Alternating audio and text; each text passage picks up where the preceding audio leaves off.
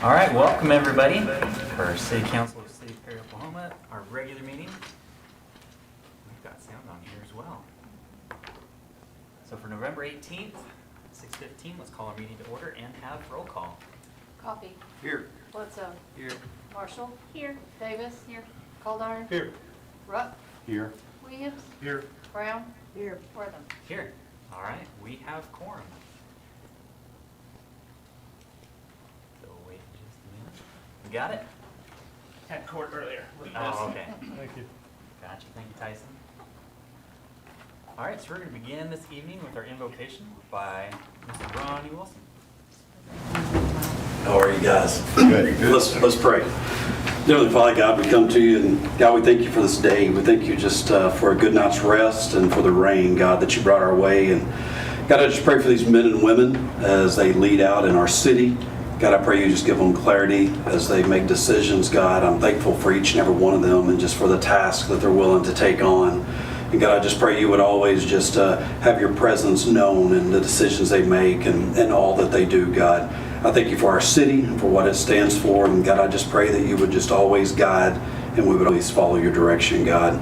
Lord, we love you. We praise you. We thank you for your son, Jesus, and for the gift of salvation. In Christ's name we pray. Amen. Amen. All right, thank you, Ryan. Before you run off, hey, we do ask, can you kind of tell us what's going on with the church and the congregation? You bet. So I am the campus pastor at Life 180 Church. We are a network church of Life Church, which is based out of Edmond, Oklahoma.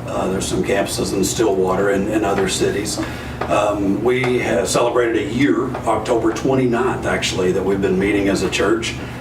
We've seen 22 rededications, 11 salvations, and we've baptized, I think, 23 or 4 in that year. So God is really blessing us as a church, just as a whole. There's a lot of things going on. A lot of things when I say that. We meet, I love to say we meet in the old Elks Lodge, because I had an elderly gentleman say, so you turned a bar into a church. And I was like, okay, well, that's a good way to look at it, I guess. But we're at 104 East 1st Street. We currently, our auditorium sanctuary area will hold 91 people, and we have mixed that really. 2 or 3 weeks ago we had 103. A couple weeks ago we had 87. We're actually at a point after the first year we're looking at going to multiple services just to try to keep moving forward and reaching more people in Perry. So as a community, the church has really locked arms with the other churches that are here and have been established. We're helping with the soup kitchen, with the food pantry, with Operation Blessing. We didn't want to come in. We're not reinventing the wheel. We wanted to come in and join with those churches that are already doing and just help serve with them as we go alongside them. So it's been exciting. It's like super exciting. I believe, well, I'm kind of partial, I know, but the atmosphere and just everything whenever we meet and assemble is, it's exciting. God's doing amazing things right there. So I invite any of you, if you don't have a home church, come see us. So we would love to see you.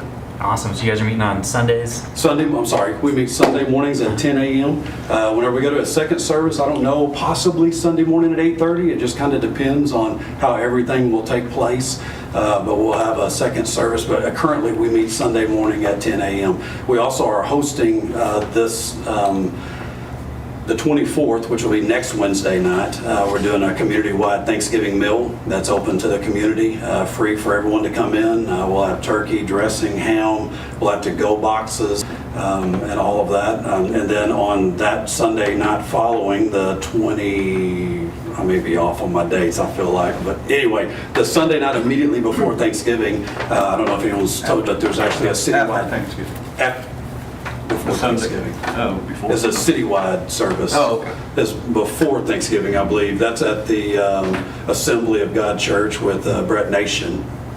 24th, I think, is that, and Okay. the 27th is the Perfect. meal. 27th is the Wednesday night of the community-wide meal. That's at Life 180 Church, and the 24th is the community-wide church service, and that's where all the churches in the area come together for one service Sunday night at the Assembly of God Church. So you guys are all more than welcome and invited to that as well. We'd love to see you.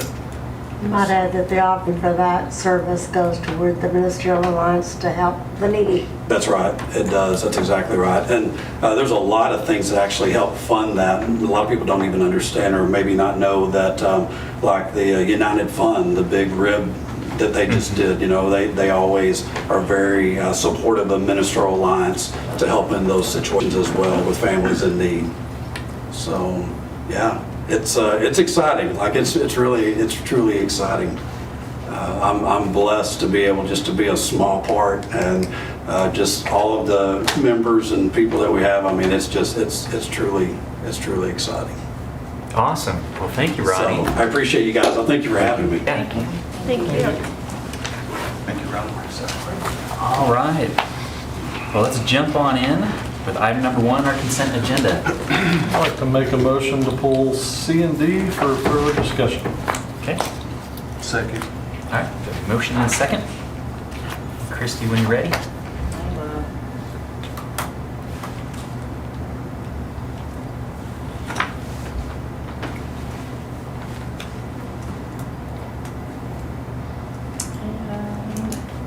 One more second. And Right. approve the others. We can. I'll take that friendly amendment So to approve the others. and remove C and D. Okay.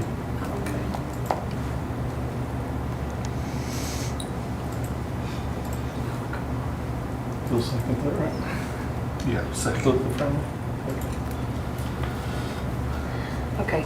Coffee. Yes. Bledsoe. Yes. Marshall. Yes. Davis. Yes.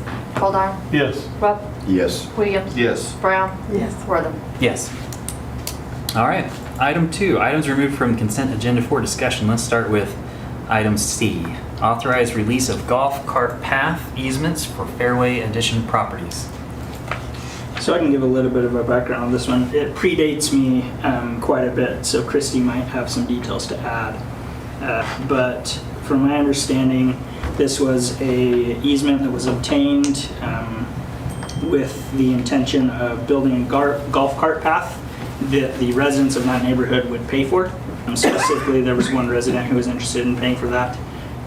A lot of things fell through. That resident ended up moving and is no longer paying for that. The owner who has that easement on their property has approached me and said, hey, if you guys aren't going to build a path, then will you turn the easement back over to me? And so that's what this is all about. So I guess my thoughts on it and my recommendation for releasing versus building are, there's a couple of things. The first is that it's a private path to a private golf course, which that's pretty abnormal for cities to get involved in something like that. And the second one is just, I would rather use the funds, which it's not like crazy expensive. It's probably $2,500 to $5,000, but just for other items. I think we're really needing that money elsewhere right now. So that's why I make the motion, or not the motion, the recommendation that we release those easements back to the owners. So that was, the original agreement was never for them to pay for it. The original agreement was for the city to do it, and something we committed to predates you, yes. That time we were gonna have some work, labor help with the builders who are no longer there. But it was something we committed to, and I get questions all the time from the neighbors why we haven't acted and done that yet. And I appreciate your recommendation, but I think it's something, since we committed to it already, that we should probably go ahead and honor our commitments. When was that Yeah. done? Probably 3 to 4 years ago, I'm guessing. I'd have to see when we actually got the easements deeded over to us.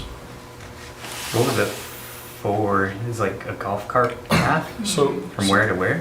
from the Fairway Addition Road, main road there, just onto the golf course. And it stems from prior to us redoing that road, there were no curbs and there were empty lots. So people were using that, and then we came and put curbs in.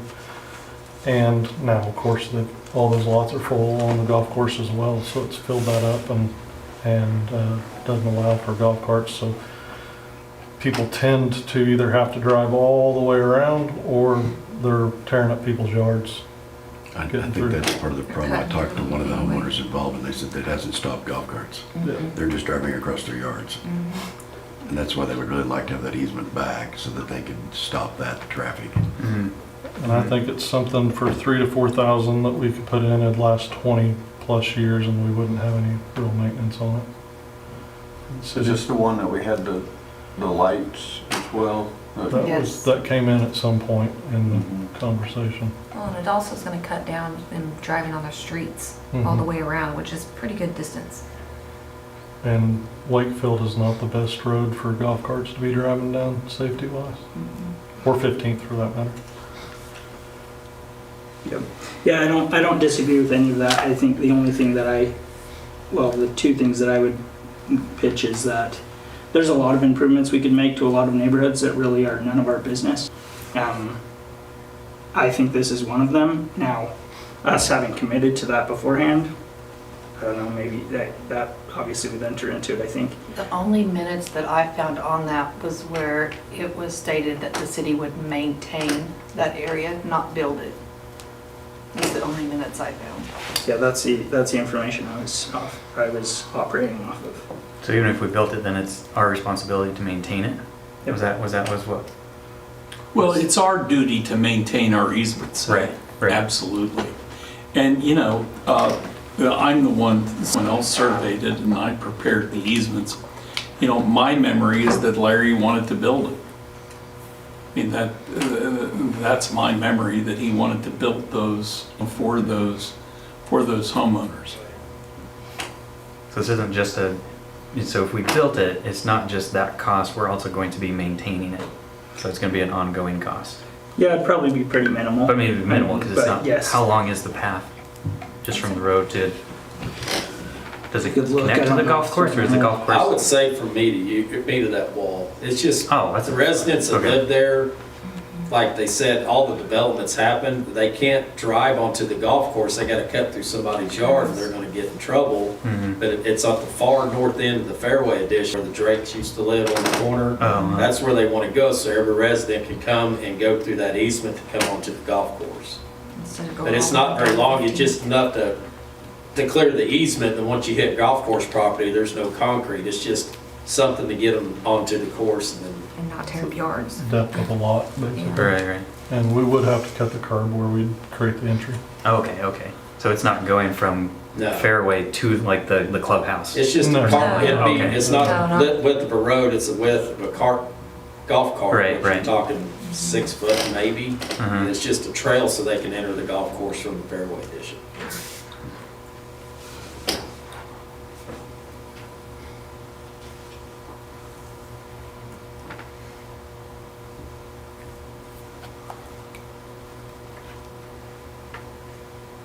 So what you said you heard was they want the easement back or they want the cart Yeah. path? Was that what? The homeowner I talked to was under the impression that the builder that was building homes up there was gonna build the cart path, and that the city would agree to maintain it.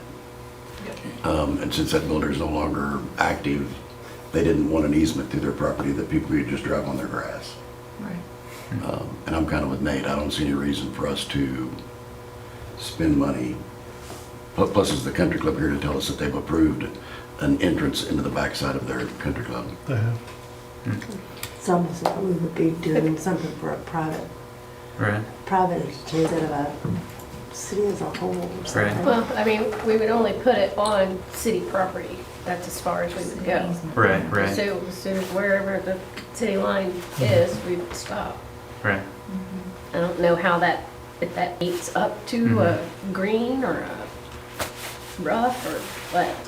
It's the far north end of hole one, it's Grass. Is, back is there. there a club cart path close to that they would like drive on grass for a little bit and then they would be Yeah. on it yeah, afterwards? it goes to number 1 cart path right there. And then the other option for this is put it back on the residents or or the country club who are really benefiting, right? And you guys say, go back to them and say, hey, we're happy to maintain the easement as we originally said, but we're not gonna pay the money to put in the path. If you guys wanna do that, come up with the money or talk to the course, who's really, it's their benefit because it's benefiting their customer base, And, right? and it's to the benefit of everybody who lives in that neighborhood. Right. Yeah. So what if we turn the easements over to the country club then?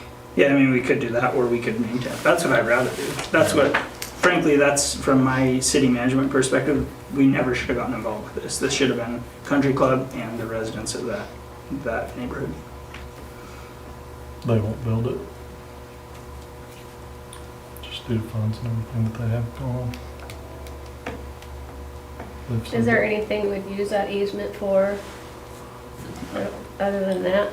No, I mean, it goes onto a private golf course, you know, it's zero things. I mean, there's like, I don't know, So the parks people that would go and mow it, they'd have to yeah. just drive out there just to mow like one little, I'm not sure they really have to. Or have to do know. That'll just be anything, you're just- property owners on each side? Yeah, because Okay. it would just be the path, Path, right? okay. So the only maintenance really would be if something happened to the path, or, Pothole. I mean, that's the only thing I can anticipate, which, like Derek said, I think probably 20-year life. This isn't an expensive thing. right? I'm not against it because it's a vast amount of money. I'm just against it philosophically. Right. At the end of the day, it's up to you guys. I'm not gonna be mad or anything, you know, Right, right, right. whatever decision you guys Yeah. make. But I mean, I feel like I have to stick with my philosophy, you know. So If the residents wanted to pay for it and do it themselves, would we still have the easement, or? that'd be the easiest approach, is for us to just keep the easement. We can maintain it, which would involve very minimal effort, and then they pay. Who to would install. have liability if somebody had an accident on it or whatever? The city, right, Bryce? Yes. But, I mean, what is there has to be negligence. I Mhm. mean, we're not strict liability, so there'd have to be a crack there, a defect of some sort, something that we knew was dangerous and we had noticed and we did nothing about, but, I can't see it. And I don't disagree, it was a real question when this came, but, we do build sidewalks in front of people's homes, which lead people to Brahms and, Right. and all that. So, I mean, we do have sidewalks that go to for-profit places. I mean, I understand we can use our money and perhaps in better ways, but I don't know that there's not a legal issue. There very well may be a moral issue of whether this is an appropriate purchase, whether the city should do it. But legally, if it's our easement, we can build an improvement on it, we can maintain it, and we're just providing for a different method of transportation from a subdivision to another area. So, It's out of city limits. well, the subdivisions, Not the subdivision isn't, but the golf course is. right, the easement, yes. But the subdivision, we're spending money within our city limits, and Where we're we would put them down. we're Right. assisting residents in helping some other residents by not having, golf courses run over theirs. We're providing a track for them to take. I mean, certainly there's a public purpose legally. The question whether you want to spend money is a good question. My memory was that Larry wanted to and wanted to even do more on that property, but it never came before you. It never came before you. So, and then the CEO of Ditch Witch left, and then it never went anywhere. But in the minutes, all that was brought within council, I mean, there might have been talks outside of council meetings, but what was brought It to was a council. consent agenda Right. item that said the city agreed to maintain the golf cart path. Okay. But not build it. It was, everything else was just kind of, All emails that I came across on the city manager's email stated, and it was with the previous homeowner there, Mm. stated that the citizens there were going to build it, city would maintain it. right? Has anyone approached the neighborhood to see if they will do it?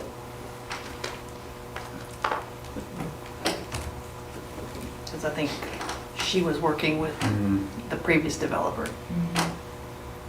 Yeah, what kind of sits on my mind with this is that if things were being talked about and discussed outside of council, then that's kind of an issue. We, you There know, were council promises made that- members, city manager, mayor, we can't make promises outside of council acting on our own behalf. And so if that was what had happened, that's not the right way to go about it. And so it would be my feeling in this that we would not move forward with it right now.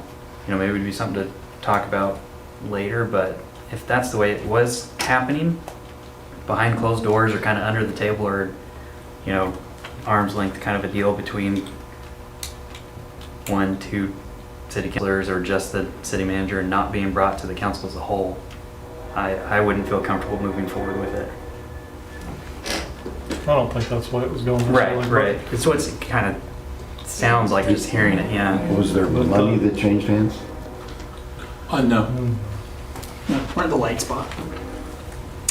The lights were approved by the The city lights were manager. approved by a city manager. The gentleman of the company that had the lights had contacted me. The contractor kept calling the city, I need payment.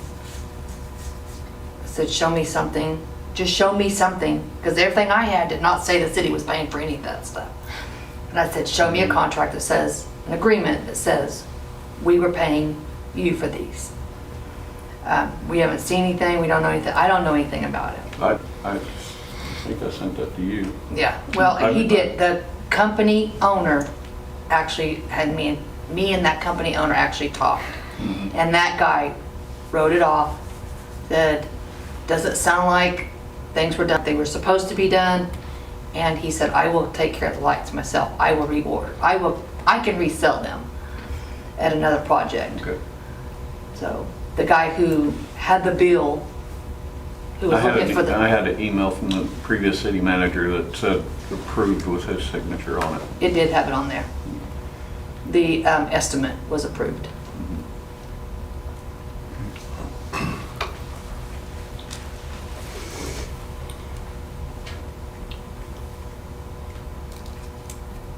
So are we to table this, or? What we're gonna Well, do? I think we should Didn't gather it- more information. Didn't you guys say the homeowner was wanting the easement back? Yeah. That's how If this we're all not putting started. a cart If we're path not- in, we're gonna have If we're to. not building it, yeah. Yeah. If we're not building it. So the owners came to you, Nate, and said, hey, if we're not gonna build it, can I have it back? Yep. So he can have his property back. So you can So make sure he nobody can- drives through his right, yard yeah. anymore, which is probably not Fair. gonna stop. Right. But as long as they own that property, they can take action. Yeah, It's Right. theirs- they it's can. theirs Right, again. it's their property, yeah. Yeah. And they feel promises were made by people who couldn't make promises, Uh, and they would like to stop the process, Right. Right, which seems completely fair to me. me too, yeah, Or they're more than welcome to build it themselves. right. I don't want to. I mean, not that property owner, but the neighborhood that keeps cutting through. Yeah. Yeah, Scott, this, I you just feel like sent if it, it you was did built send this now, to it would me. alleviate a lot of It was 6 problems. days after I started, that's why I don't remember. Right. I knew it was pretty But it, close to you uh, getting hired. Even It's just the safety invoice for the aspect. lights that are Yeah, approved. just Right. safety and argument and But everything, just they would help asked the neighborhood if any money go had to been and from spent. without any, Yeah. anybody And bickering. how many citizens are we talking about that live there that, out of all the homes that are there, I mean, Is everybody driving their golf cart over there, or is it just a few? if you don't live in that neighborhood, it's If faster we to go were to to the main build entrance. this, Right. where would the money come from? $2,500, $3,000 is gonna have to come out of the parks budget, or it's gonna have to come out of administrative something, just as in our existing budget, which, you know, in our general fund, we've already budgeted a loss of $536,000. So, but I mean, it would just come out of our reserves, I guess is the better way to say that. Or we could find savings in other places, you know, we're only in October, November. Yeah. So there's So a new Christmas, not owner of December the yet. property Yeah, It's yeah, November. yeah, like Thanksgiving. So, than the one that started. Sorry. There's a new owner of the property. Of half of it. It was two owners that deeded over the The easement. easement. Right, but On one each is, side. one has moved One was since changed. then. And then the other one wants it back. I almost feel like we just need to dismiss this, and if they want to do that, they can bring it back through the proper channels. I would feel comfortable with that. I mean, return the easement to them. Right. And Yeah, then if they return it, and then if the people out there want to do it, then let them bring it come back. through the proper channels to get it done right. Let them meet and put the ball in their court to bring it back through the proper channels and work with those property owners so that the new property owners can have a say in what's happening. I mean, that makes Right. sense to me, but, I mean, once you And give the there's- easement back to the property owners, how difficult is it to get the easement back? Yeah, well, it's dead. It would just have to be a Even for the different rest of the area. neighbors, I think. Do what now? It'd be dead for the rest of the neighbors if they did want to do so. Or it'd have to be a groundswell from the neighborhood with enough to go do it somewhere else. Yeah. But right now, we don't have a plan to do it. Right. People are still driving through there because they feel like they've got the right to do it, because it's a city easement, and it's just tearing up people's yards. Right. And it seems like pretty simple to me. We've spent 30 minutes on something that we don't have a plan to do. Yeah. And two, we've got a landowner that wants it back. This seems like a pretty simple deal. I'm with Gloria, but if the community wants it, let's let the groundswell bring it back.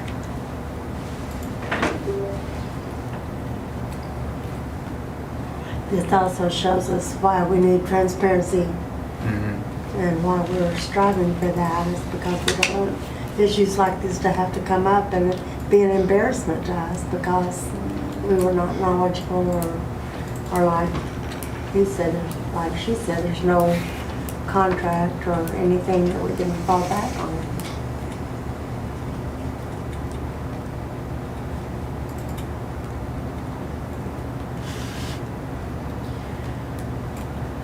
I make a motion to approve consent agenda item C. Second. Okay. We have a motion and a second. Could you repeat that? I didn't hear it. She made a motion that we release the easements to the property owners. Thank you. Any other discussion on that? If not, let's have roll call. And Coffee. Yes. Bledsoe. Yes. Marshall. Yes. Davis. Yes. Caldarn. Yes. Rupp. Yes. Williams. Yes. Brown. Yes. Wortham. Yes. All right. Item 1D. Authorize city manager to co-apply with Main Street of Perry for the 2024-2025 Oklahoma Certified Main Street Incentive Program.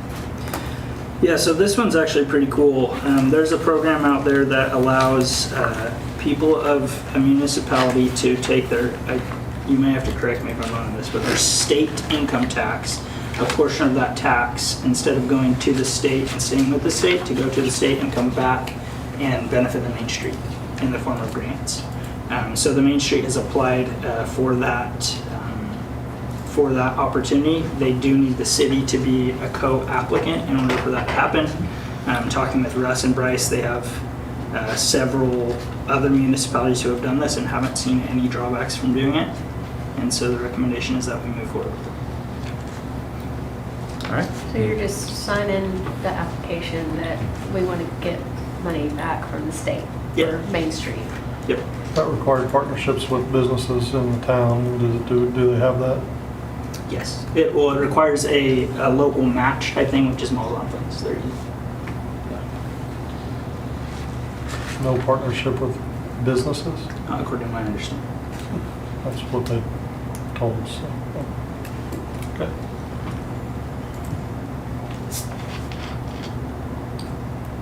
Make a motion to approve consent agenda item D. I Oh, guess I'm sorry. to make sure what I said made sense. The income tax, the businesses have to agree to remit that? It was my Believe understanding. so. That might be the case, yeah. So do they have partnerships with specific businesses to do that with the income tax? Laura's told me that they have everything in place except for our signature, is what she's told me. Okay, sorry, Nanette. Go ahead. I make a motion to approve item D on the consent agenda.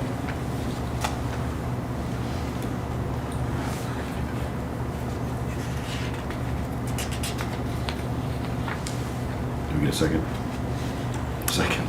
All right, we have a motion and a second. And Coffee, Yes. Bledsoe, Yes. Marshall, Yes. Davis, Abstain. I think I'm supposed to. Okay. Goldar, Yes. Rupp, Yes. Williams, Yes. Brown, Yes. Wortham. Yes. All right. So that takes care of item 2 and 3. And item 4, comments from those assembled pertaining to items on the city agenda or citizens presenting their concerns or comments. Well, I hope there's not any questions from anybody else, but I'm the You only gotta one. wait your turn. Okay, I'm sorry. Everybody Probably else the is A's here. first. So I appreciate taking the time. I want to be efficient. I know next week we're having a big meeting about the upcoming fund raising wastewater utilities, and there's lots of discussion on both sides. What I wanted to do was come and ask questions so that I can maybe help prepare and maybe better answer some questions for people in the community. Are we, and forgive me, I'm not abreast on all of this, so are we gonna have to borrow money for this project to rebuild to do the facility? Or are we just gonna raise utility rates? For the water plant or for Yes. the water lines? For the water lines, are we gonna have to, the initial, to get the project started? Possibly borrow money. Do we have a dollar amount that We know the total dollar amount for the project. okay, It's dependent on what grants we obtain. okay. So I was at a conference, I was talking to a gentleman, and he said there's lots of wastewater money, there's lots of water money for rural communities out there, there's low interest financing, and I'm sure, but if there was any research that we could do, again, I was at a national conference, and these guys do these loans all over the United States. So I know in the past, using rural development or USDA has always been, everybody's kind of shied away from that, and he said we've got people who package those that don't have that we don't have any issues with that. So wanted to come and see if we could help, when you're calculating, everybody calculates their budget. I've heard a few comments over here that we're pretty short on our budget. So any savings we could do with interest rate or anything we could do to help with some research was the reason why I wanted to come and call in. So maybe I can check with finance people and Nate if you had an amount or grants that you guys had reached out to, but he did say there were several grants out there available. So that was it. I don't know if you guys can comment back, but that's, hopefully we can maybe, just so whenever we have a meeting next week, we don't spin our wheels on budget time. So, okay. Thank you guys. Thank you. Yeah, Thank you. thanks, Appreciate it. Thanks, guys. They'll send you Okay. All right. Thank you. So item number 5, proclamations, accommodations, reports, and inquiries by the governing body. Let's go through our council reports. Ward 1, Scott, anything for us? Just rate increases. Getting lots of comments and, yeah. Gloria? Well, I just think it's really neat to get the buildings outlined with lights on the west side of the square for Christmas. That's something I wanted to see for a lot of years, is to see our buildings outlined like Guthrie's. So I was really excited to see that, and it seems like the town's getting excited about Christmas. There's lots of lights going up already, and of course Thanksgiving's very late in the fall. I'm real late in number this year, so I think it just makes the town look exciting and like we're all in this together. Thank you, Gloria. All right, Ward 2, Joe? Awesome. Just comments about the new streets. The street, I've heard a lot of people that are very appreciative of the city trying something new to finally get the streets fixed. Find a way to do that without spending a bunch of money, so a lot of appreciative people. Right. And with that, you'll be talking about that. Yeah, my And yours? remarks, I was gonna just. Okay. Yeah, so we'll do that in yours. Danette? Are you gonna ask Joe? Oh, Joe said he didn't have anything. Oh, I'm sorry. Missed that.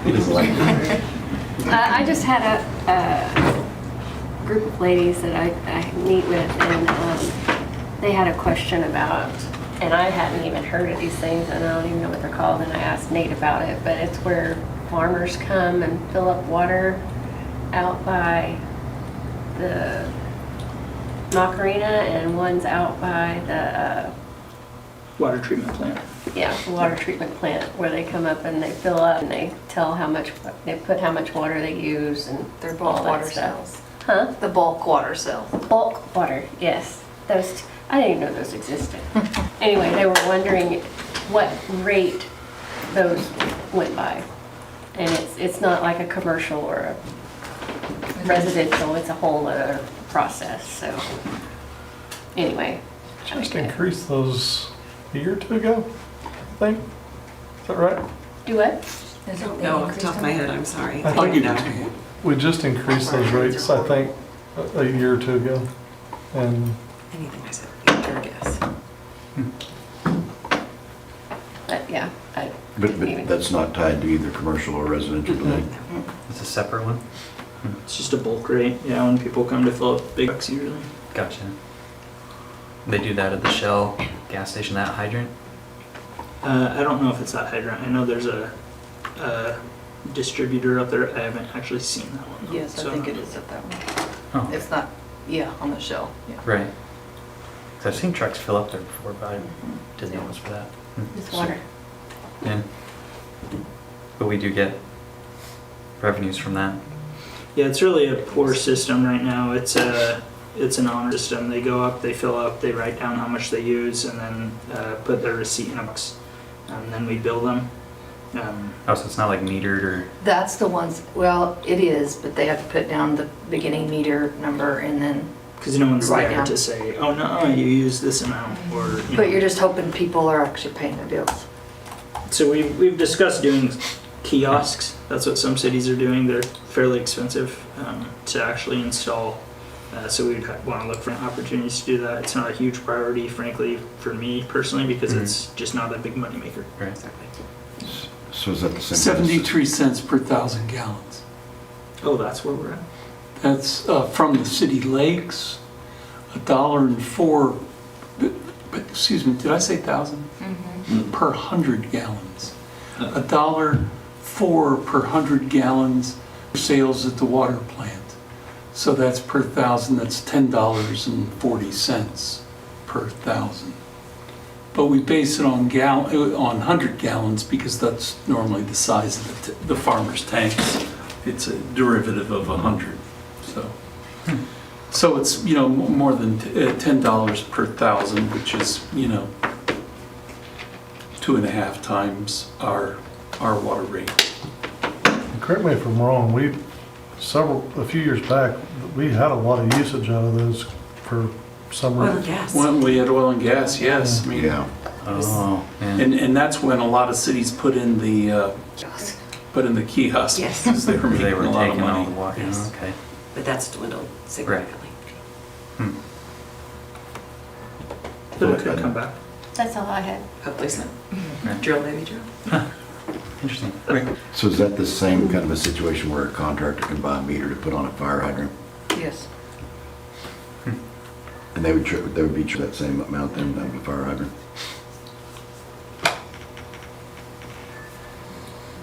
That's all I had. Thank you, Danette. Randy? I think a couple of things. I've had several people that have got questions around the street, and there's some excitement about the fact that they really think we can maybe start doing some of our own street work. Still lots of confusion around the increase. But most people, when you tell them why we're doing it and how long it's been since we were in the black, but it makes sense. It's just the size of it all at once is a lot of shock to people. Right. Yeah, we heard quite a bit that, even in the last town hall meeting that we had. I think towards the end, everybody's pretty on board with it. Yeah, 4, Sammy? I don't have anything. Everybody else took Took my your stuff. thunder, yeah. Next time we'll start. Thunder, man. Next time we'll start with 4 and go around this way. But I can't say that. Oh, I did have a question. Did the outage get fixed today? The what? The outage thing. Yes. Yeah. Yeah, I think it did. Yeah, I think about so. 4:15 or so, he called me and said that everybody should be restored. Okay, good. For the hotels, we all have power again. So everything on I-35 was off? 15th Street and West. Yeah, 15th Street and West. All of us on I-35 were blackout. In the dark. Yeah. That was during the day, so it didn't hurt Yeah. the hotels too bad, but the Ashlands, I'm sure. Yeah.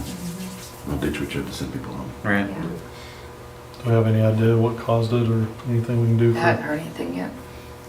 The original thought was a squirrel on a transformer. I was gonna say. Oh, that's curious for. You can't prevent those. I told They're busy right I now. told Wheatley we should put a bounty on him, and he said we'd go bankrupt. Yeah. Well, all right. Thanks everybody for your reports. Let's turn it over to Nate for item 6, city manager remarks. Yeah, so I've got a few things. The first is this street seems like it was a success. I drove on it today. I know some of the other council members have driven on it. It looks really good.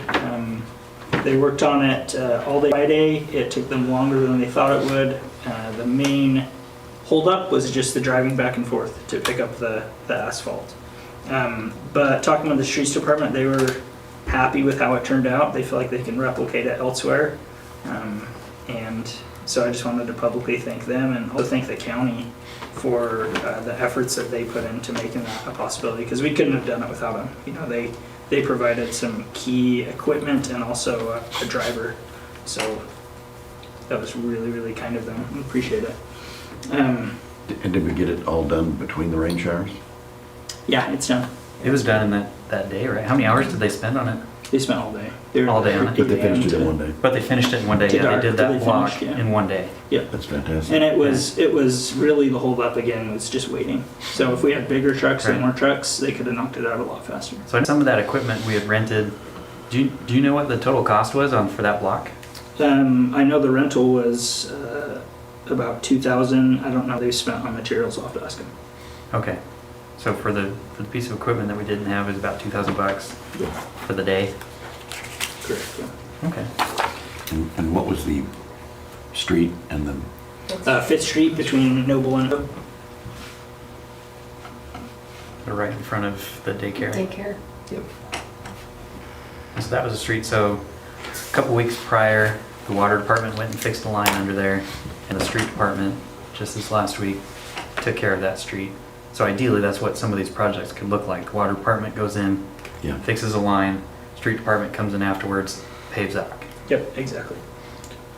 The only question I had, I noticed the north end, the apron or the connection between Oto and Fifth there, we didn't do that little bit. Is there a concern? I mean, I didn't know why we didn't do it. Is there a concern or something else that had to happen? So you're or- talking, was it just like a space between? Yeah, it's just- basically from, if you were to come probably 5 to 10 feet from Oto is where the new pavement starts, and so that tie in there. I didn't, just for future, when doing multiple, I'm just wondering if there was a concern or how we would do those in the future. I don't know for sure the answer to that, but I do know that there's pipes on both sides, so it could have been the existing pipe there. They didn't want to dig it up into it. Yeah. And so they left that pavement there and went up Like a to, culvert pipe, is it? no, I think it's a water pipe. Oh, okay. Yeah. They have it on both ends. Was it in bad shape or? I mean, Oto's in bad. It doesn't matter. Okay, so that It question. just made me wonder Maybe why it started right there versus the other side does tie in, but like right at the cross Right street where the and that cross one street didn't. So it made me wonder if there was concerns that we still had to overcome Mhm. as we continue. Right. Let me ask, because I'm curious now too, what that was. There may be some operational things we still have to learn. Ballpark, what would it have cost for us to pay to have that street done, just so we can hear those two numbers at the same time? Yeah. For a block, to contract that out. Yeah, like Yeah. the city didn't do it all. Right, if we had. $350,000 roughly, if not more. Thanks, Jack. Just Based going off by last what time. we, Right. these 3 blocks, What we paid in the past. Yeah. these 3 blocks right here to Fur were about $1 million when we did it a long time ago, so that's probably 1.4 now, but I don't know that. But these streets have That three curb and sounds- guttering, right? Yeah, I think most of them do. Yeah. It's just great to hear that a couple $1,000s compared to that when it's all Yeah, said and yeah. done. Well, that's not all the numbers That's not yet, the but yeah, majority. that's gonna be Yeah, significant. It's not gonna be. Yeah, they And- probably spent, I don't know if I had to guess, I'd say between 25 and 30 max on. So still. Wow, Oh. still considerably less. Piece of equipment, so to rent it for the day was about $2,000. About how much was it to purchase that piece of equipment? It was about 200, it's been a little while since I've looked. It was in the 200 range, 200 Right. and something. But we were looking for grants and things to get that one. Yeah. Okay. And used, we can get it significantly cheaper, Right, like under 100, right. Yeah, 60 to 80. But even just to start, I mean, $2,000 to rent for the day. That's, yeah. And that's how much it is per day. Yeah, and then you can do So even if we week were or to- month, or so you can go further, which if we continue to rent, that would probably be the easier solution, because one of the holdups of this whole project, we would have done it a while ago if not for the rental, equipment rental. right, Because people rent it out for long periods of time, and then it comes back and they have to make sure that it's in working order before they re-rent it, and it Right. ends up, it was difficult to coordinate. so even if we But get, if we even if did we rented in the multiple beginning, blocks, yeah. If we did multiple blocks, then that rate would come down. Yeah, yeah. Right, we're doing it multiple over a days. period of time, but then we don't have the maintenance on that. Right. Do we know what a weekly rate is roughly? Critter knows, I don't remember who told me, but I'm. I don't know how I used to figure my rental rates, but weekly rate was usually 4 days. Right, Yeah, you tend to save money on the longer. If Mhm. you go to a month, Right. then you'd save more. right, Yeah, weekly rate was 4 days, and then the monthly rate was 3 weeks. right. If we're doing it during the Yeah. summer and we know we're gonna have it for 2-3 weeks, then we can just, I mean, the street department's focus then becomes just streets for that period of time. And then if we need to pull help from other departments, I mean, if we have a big enough project like that, it seems like we could logistically get that all planned out to get as much as we could in that period of time. Conservative, in a couple of weeks, we can do 5 blocks or so, I mean, Right. maybe more. Now, the streets that, I'm trying to think which one it is. It's the street north of Wakefield, east-west. You know, on that particular street, Quail Creek? it looks like it's just had asphalt put on top of dirt because now it's squishing out in lots of places. That would take more time and effort to build back than, say, the street up at Oto, or were they in similar? They were That was nice. pretty bad, Okay. that one was They pretty would bad. they would do a similar process where. Yeah, In fact, that's one of the only concerns we have. Blackwell, all the streets they've done, or almost all of them, have been bricked. Right. underneath, Yeah. right. They were So going we to do get have down some to a good concern solid about that base. base. instead of- But that's, I mean, I think we just have to act on faith, knowing that it's, it's the best that we can do and see, because we won't know for probably several years if it's gonna hold or not. Right, In theory, the zipper that we already own is supposed to take that asphalt, chew it up, and put it back down as a base right. to help yeah. with that structure. So if we had a program in place where we get through the streets in Perry and then we start back over, even if the street doesn't necessarily need it, you just keep solidifying that base by Right. reusing it. But at a significant decrease in the cost and, in those savings, it would make sense, hey, let's just keep repaving our streets and keep them nice, Yeah. rather Yeah. than wait until they're too far gone.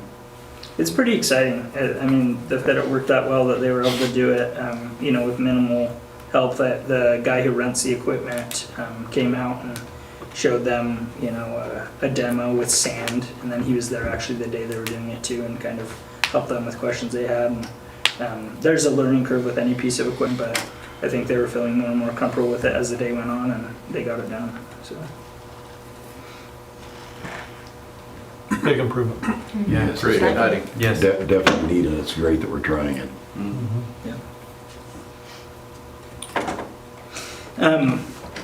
I had a couple other things I want to talk about. We received the 404 permit for the dam project, which that's the permit from the Army Corps of Engineers authorizing us to move forward. There's still pieces on that dam project that need to fall into place before we can actually start construction. The biggest piece is probably the moving of the oil lines, which are currently going from some of those pump jacks. But Matt has been working on that. I think he's getting close. But that 404 permit it's a big deal. It's tough to get, and we got it. Sidewalk interviews. We did sidewalk interviews this last week with 3 firms, 3 engineering and architect firms. They went really well. ODOT has kind of a scoring system they use, so the people involved with that interview scored each firm, and then ODOT then looked at the total scores and chose based off of who got the highest score.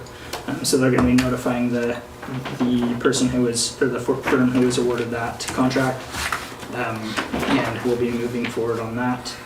The other thing we learned is that the First Street project, I didn't know, but it had already gone through that process of being designed. So that's all designed and ready to go. It's now going through the, I don't remember the acronym they use, but it's basically an environmental study, and they're hoping that'll be done in the next few months.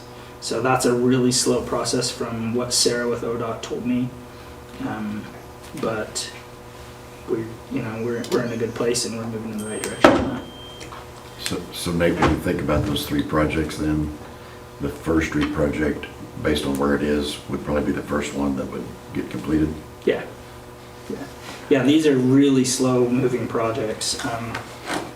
She said, Sarah told us during those interviews, she said people, ask when to kind of expect us to have like an answer on the design process. And she said anywhere between, I think she said 7 to 9 months. And then she said, and that's kind of the minimum. If we run into issues with the environmental piece, it ends up being longer. So it's just, it's a slow moving process. But the good news is we really have to pay very little compared to the total project cost. But that for one is probably going to be, I would anticipate it being for.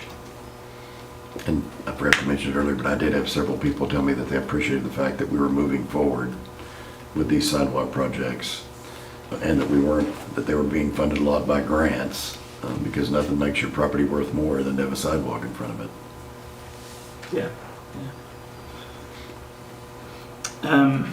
Any other questions on sidewalks? Right. I think the only other thing I wanted to talk about is the America's Best in Demolition is really, really close. If you've driven by that recently, they were supposed to be done Saturday, but I think they got held up with some things, and we anticipate them being done this week. So excited to have all the rubble gone from that side. There's about 2 big piles, that's it. Yep. Yeah, it's looking good. And then they have to remove all that asphalt too? They have a lot of work to do, yeah. I don't know. I think they're still kind of looking at the site to see what needs to be done. I know they've gone out there with Vernon to locate manholes and see what private versus what's the cities and things like that. And they're still coming up with a plan of how to tackle it. So I'm not sure what that will look like. So, same contractor has the removal of the asphalt as did the building? We don't know if they'll even have to remove the asphalt at this stage. So I'm sure they will. I would imagine. Clean parking lot. That's all I have for my remarks. All right. Thank you, Nate. Thank you. All right, item number 7, CFO report. Financials should have been on your table when you left this lovely venue. So you've got October numbers. I'm sorry. Was there start No. Oh, okay. This is like one of the nicest council chambers I ever attend. It's amazing. Not sarcasm at all. October financials, 33% through the fiscal year. When we look at cash, we're up about 3% from where we were this time last month. Two main reasons for that. We did get some OWRB, some drawdowns on that loan, and our sales tax looked pretty good too. So these numbers are October numbers. So what was deposited in October itself? Sales tax was at 12% month over month. Use tax was at 18% month over month. So that left for a total increase in taxes of 14%, which was great. And when we looked year to date, sales tax was up 11%, use tax was up 34%, and that gave us a 14% year over year. So taxes have been a nice boost for sure. November, which I'll let Russ do the stuff, but I am gonna say it looked even better. So get excited for that. $327,000 so in sales tax, which was nice in the month of November, which was not reflected in these numbers, but you'll see on the financials. So that was a nice positive. General fund itself, all our expenses, usually on a month-to-month basis, we expect expenses to be around 8% of budget, unless there's things like pool, which have a seasonality to them. But every department, their budgets for expenses were right in that 6 to 10%. So that was nice. Everyone following their budget, doing great on that. Grant income, like I said, came in pretty big. We had over $450,000 from an OWRB draw. We got about $65,000 from a FEMA grant reimbursement. That happened in October. Other interesting thing is about $56,000 in interest income for the city in 1 month, which our range has been like that, but it's a nice, round, good number to have. The range has been around 48 to 56,000 this entire fiscal year. So, and we're 4 months in, so that's always good. Net income, when we look down at the bottom, a little over $2.1 million. Seems really, really high. I just want to remind everyone, 2.2 million of that is from grants and contributions, okay? So we're not swimming in all of this money. It is grants and contributions that are used for capital projects that we're expecting our reimbursements. So, over on the municipal authority side, our operating income, we've got about a 25% margin on electric, water, sewer, and trash in total. It's about $1.1 million. That gets allocated out over to the general fund. As far as operations, you'll know about those transfers. That leaves us with a little over $334,000. We are on budget in most of these items. Capital outlay for water is a little high over budget. Those costs are being reimbursed by that OWRB fund, so as expected. But overall, pretty good financial picture, especially considering the sales tax. Thanks for the smile, Eric. Questions? Couple. Yes. Hotel Motel 46, I think? 43, I think. 43, yes. It was like 37 last month, so trending in a positive The direction. last few times that's been because of some delinquency. Is that still the case? No, or- no, this, So this is actual? there was one that we had some delinquent payments on, so yes, So mostly actual then? but mostly actual current That's really usage. good. Yes, October was yeah, good. it was good. And then, just because it's been talked about recently, audit-wise, what was the date we're planning on having Jan? So we're still waiting on the hospital audit to issue the 24. She has the audit work papers, she's been working on it. We don't want to, the option is to issue it with an opinion exception, which would say we were supposed to include the hospital and did not include the hospital. Shame on you. So we don't want to do that, so we're waiting hospital audit and we should be good as far as that goes. But I thought Russ mentioned that both of them should be wrapping up the same. Is that not right? yes, Okay. but it's the hospital that we're waiting on as far as presentation, so. Okay. Early next year, or? To be honest, I have not called the hospital to see what their status is. And so that would be the next step, is to, but I can do that. Thank you. As far as the city's concerned, what the city has provided work papers. Jana has been through them. There have been little to no questions on those, which is a good position to be in. So. Thank you. All right. Any other questions for Meredith? Nope. Thank you, Meredith. Yes. All right, item number 8, consider approval of resolution number 24-13 of the City Council for the City of Perry, Oklahoma, authorizing and establishing the City of Perry Christmas lighting / electric rebate program, providing for the public purpose, providing for the amount and limitation on the rebate as provided in Exhibit A. I make a motion to approve resolution 2024-13, which is an ongoing annual event. Second. Okay, Coffee. Yes. Bledsoe. Yes. Marshall. Yes. Davis. Yes. Goldar. Yes. Rupp. Yes. Williams. Yes. Brown. Yes. Worthing. Yes. All right, and then really quick with that item, just for those that don't know, this is a program that the city does where you can apply for a rebate for putting up Christmas lights and decorations on your home, as well as commercial customers can also apply. So that goes to the first 150 residential, and then the first 50 commercial to apply for that.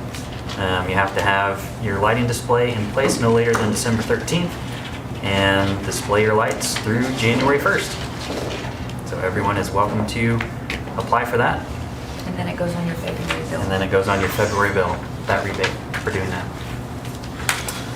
If I don't get my lights down till Easter, can I get That's on you. Just leave them up all year. I'll let you borrow some of my inflatables.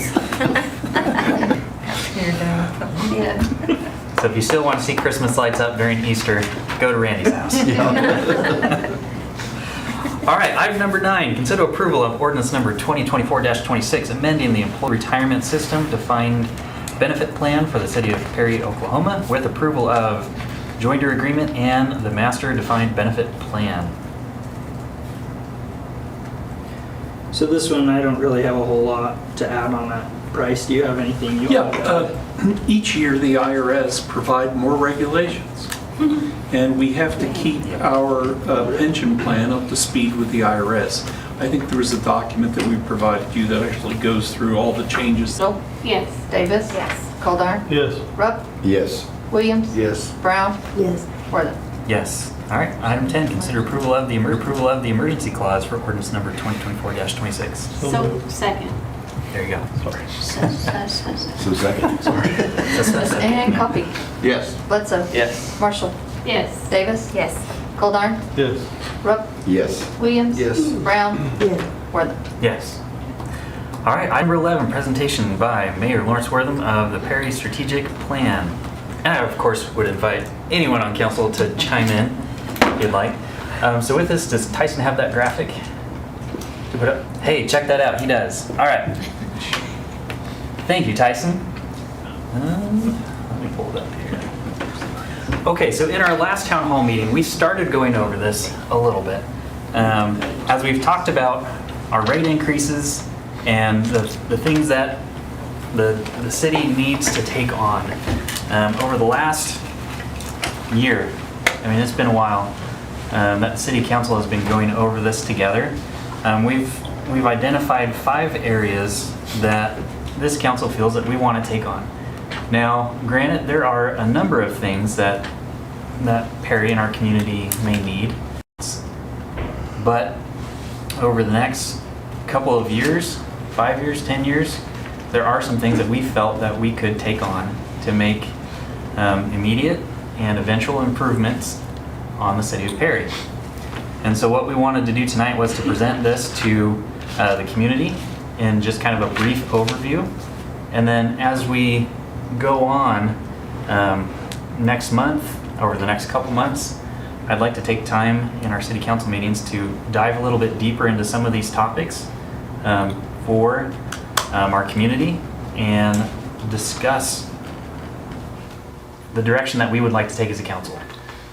We also put this together to provide to our city administration so that they have a direction from the city council. And then that can also be passed on to our departments so they have direction from the city council through the city manager and city administration. So to start off, we're gonna start talking about our first area that we want to focus on. That being the quality of life for our community and for those visiting the city of Perry. We want to improve the quality of life and economic development opportunities in Perry. Some of the areas that we felt we could do this in was our downtown district.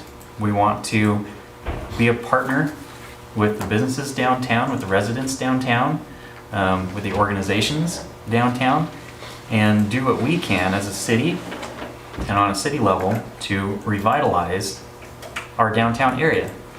There are a lot of buildings and a lot of businesses that have come and gone in our downtown, and we really have a unique downtown, not just in our area, but in the state and really in the nation. I mean, there's a lot of folks that visit Perry that are thoroughly impressed with our downtown.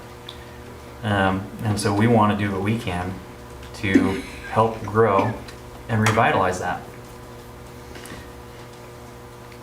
We want to develop a marketing plan to attract businesses and development, not just to downtown, but we've also identified I-35 being an area of interest. There's a lot of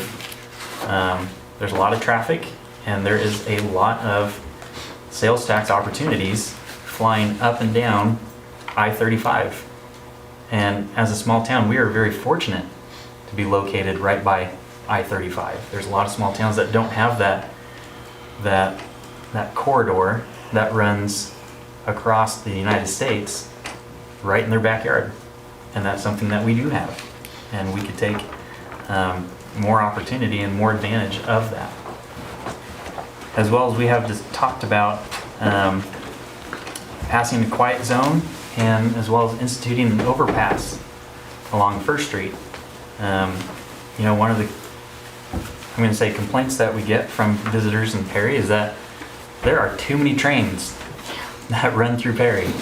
They make a lot of noise, and occasionally they stop through Perry, and you can't get from one side of town to the other. And this also, not just with visitors, but for the quality of life of our citizens.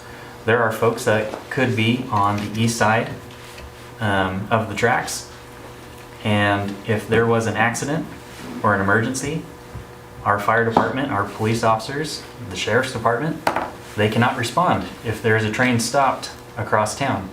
They would have to go miles out of their way to respond to something like that.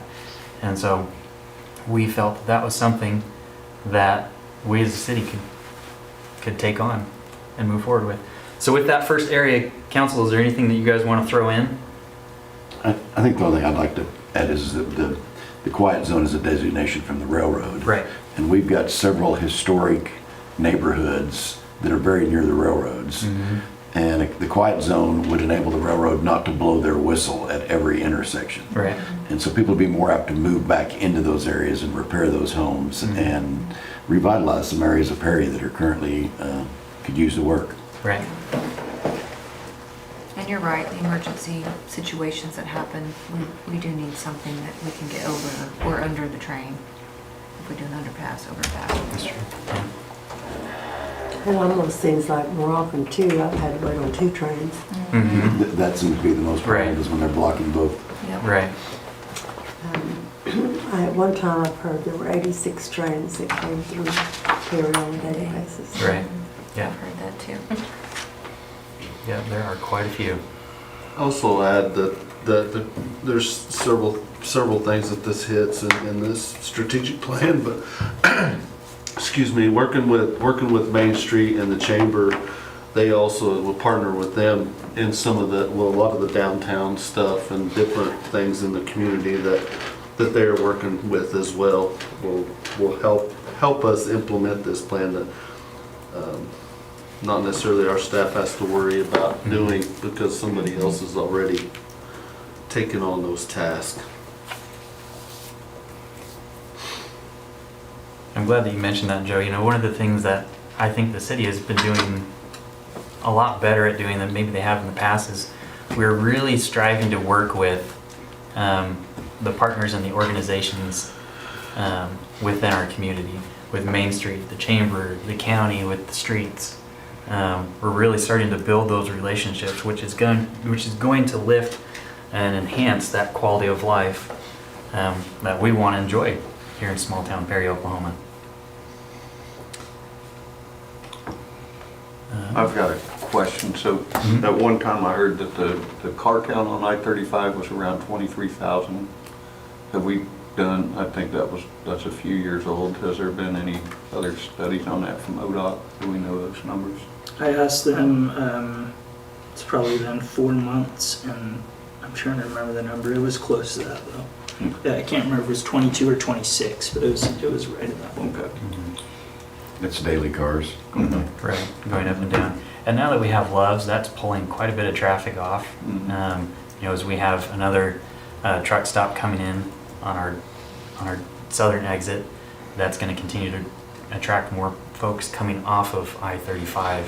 So now that we're getting them to stop on the outside of Perry, that's going to help draw folks into Perry as well. And we got to use those numbers too to help pull businesses into that corridor, as opposed to saying that we're a town of 4,800 or whatever the population is. We really need to push that number of what that car count is on I-35, but on a daily rate. Yeah. And we have proof now that if you build a business, they will pull off of I-35 with Love's and then this new one coming in. So we'll have some more data there that we can kind of go after more businesses. And Seth Wadley's Seth building out there Wadley's too. going to make a big difference too. Yeah. 23.5. 23.5. Yeah. But then the two highways get 5,000 and 2,100 daily respectively as well. So 64 gets 5,000. Yeah. Cool. And really, when you look at the development that we have going along with I-35, with Seth Wadley, the Crow Arena, this extra truck stop, I mean, the city does have property out there, and now that we've got grants to get utilities to the South Commercial Park, there's just a lot of opportunities to, It's enticing. yeah, to drive that and to bring in more and more business.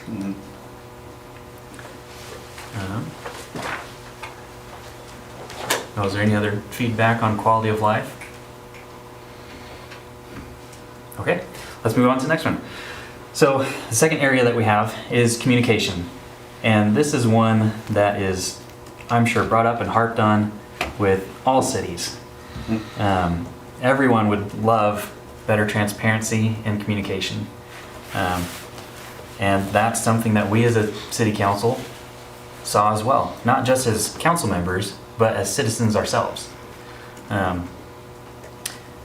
So we want to improve communications with our citizens and among city council and staff to improve transparency and the effectiveness of city government.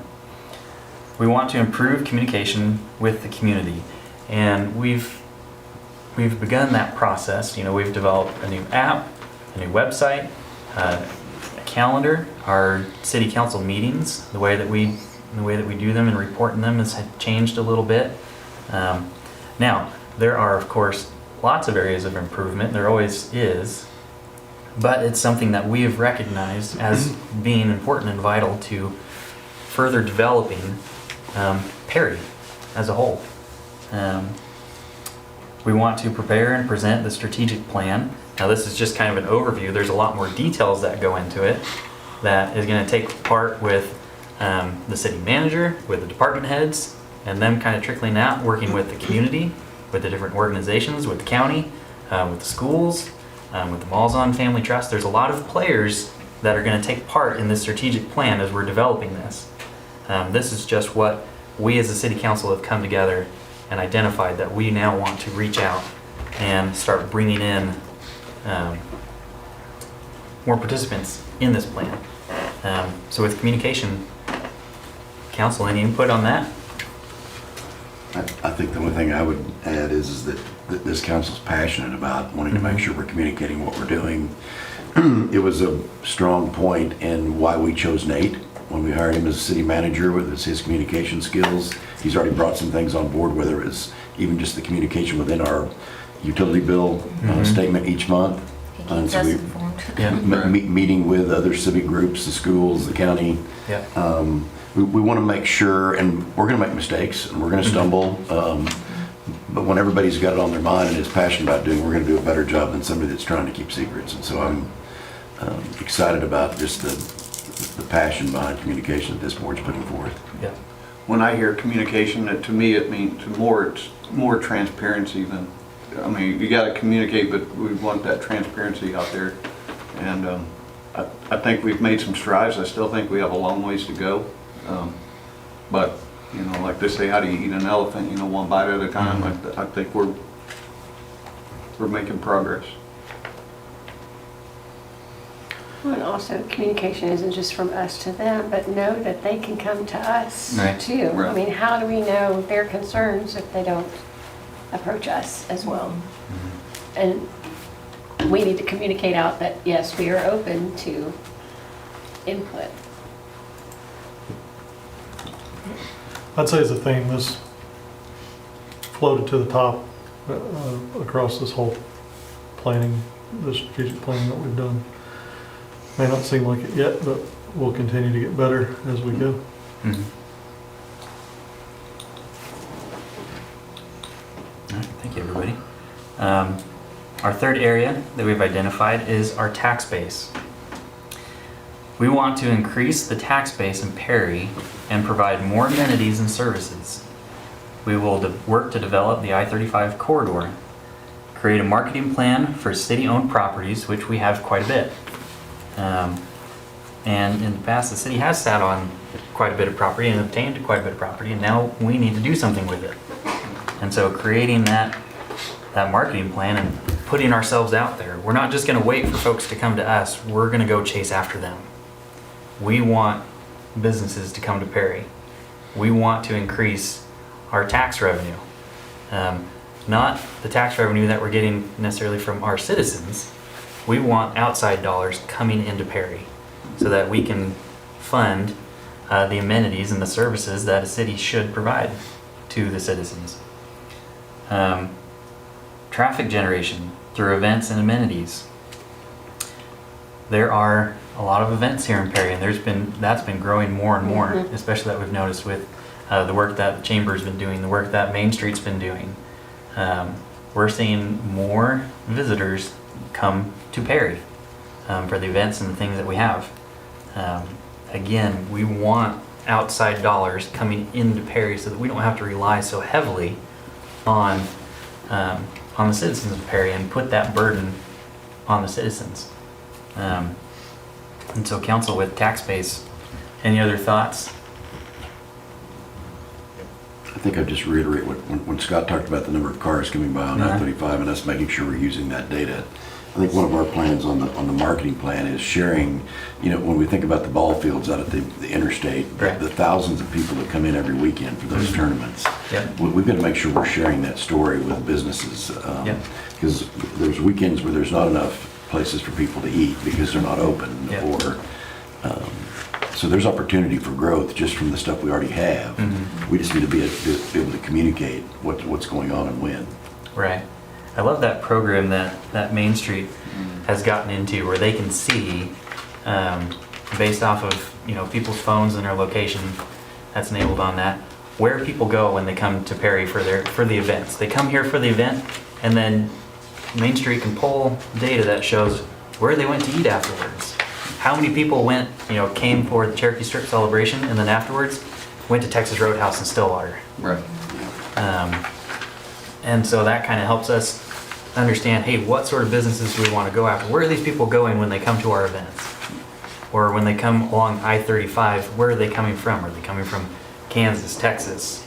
You know, as they're passing through, where are they coming from? So we can start targeting those areas and start drawing those people to come to Perry, because we're going to provide the services that outside people need that also benefit. We can our use those citizens. analytics, again, like we were talking about the numbers on I-35, use those analytics to go after businesses to help bring them into the I-35 corridor, or if it's down in town in Perry. Yeah. And through communication, even encourage some of the existing businesses, maybe stay open on that Saturday because there's going to be a big tournament. Yep. Or, and you will have some guests. Right. Because some of that gets lost. Yep. And not to be lost on, we can also identify the services that for current residents. Yep. That Absolutely. where we're hit, Yeah. where we're missing. Right. And get those here as well. Right. And we can, they can see, where are people in Perry having to go to get groceries, or if they're going down to, Edmond to Sam's, and then what other places are they hitting? Do we need to get that into Perry? I think the other thing when I think about tax base, that is, I think the citizens should be assured that we're looking, when we look for businesses to come into I-35 or any of those other places, we're looking for people that add to the tax base. Yeah. So that we can share that burden among more people. So that we can get some of the quality of life things that we want. Yep. All right. Let's move on to our next area, housing. This was another big topic for us as council. We want to pursue options to increase and improve residential housing options in Perry, attract housing development, and improve the current housing stock. Now this kind of goes hand in hand with the infrastructure that we're going to be talking about next. But there are a lot of homes in Perry that need some repair. There's a lot of land that the city owns that could be residential. We have a huge employer in Perry, and that is growing.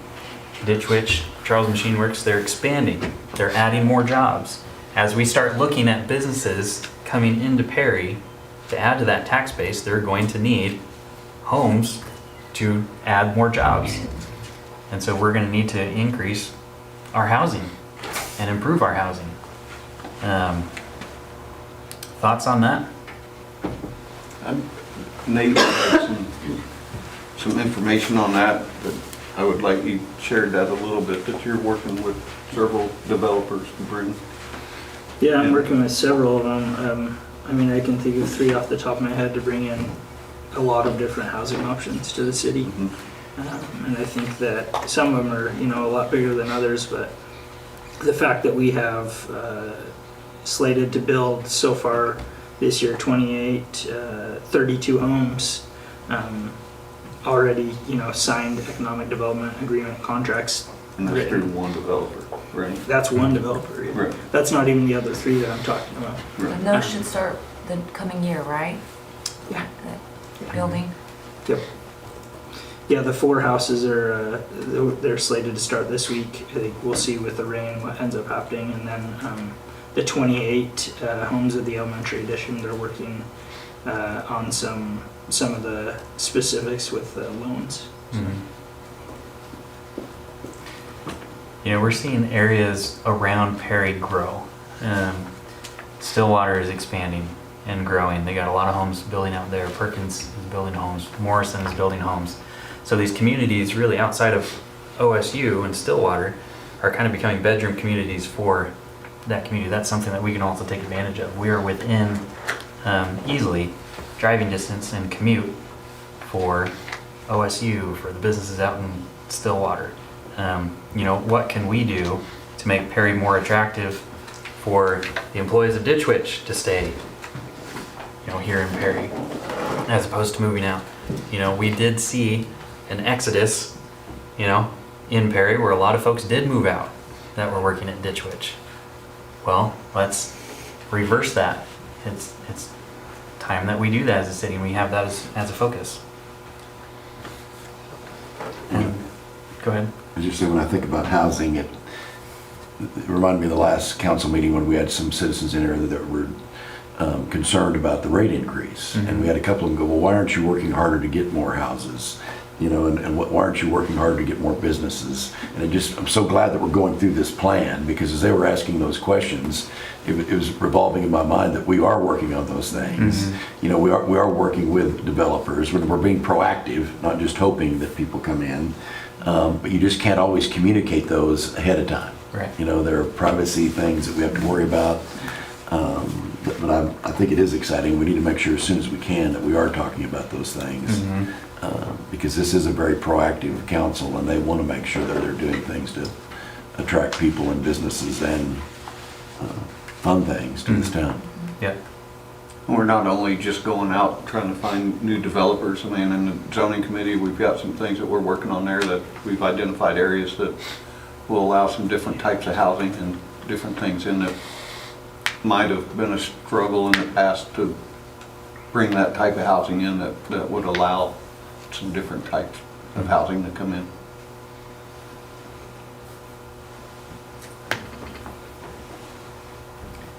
And so housing ties into our final topic, infrastructure. And a lot of it does. The businesses that we talked about, bringing in more business, developing more houses. There's some work that needs to take place before that happens. And we need to ensure that we have the infrastructure to support that growth. And within infrastructure, we want to enhance the infrastructure in the city to improve the quality and allow for growth. We want to develop a street resurfacing plan. And we kind of touched on this earlier. We have now done a block. Doesn't sound like much. For us, it's huge. It's a bite. Right, it's a bite. Out of the elephant. And it's really showing that we're serious about doing this. When this half of the table was running for council, I remember, one of the number one complaints I had from people as I was running to be on council was, what are you gonna do about the streets? Our streets are terrible. There's potholes everywhere.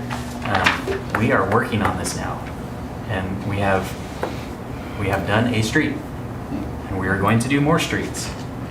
But there is a lot of work, and as we start talking about these rate increases and the water mains that we've been talking about, our current infrastructure cannot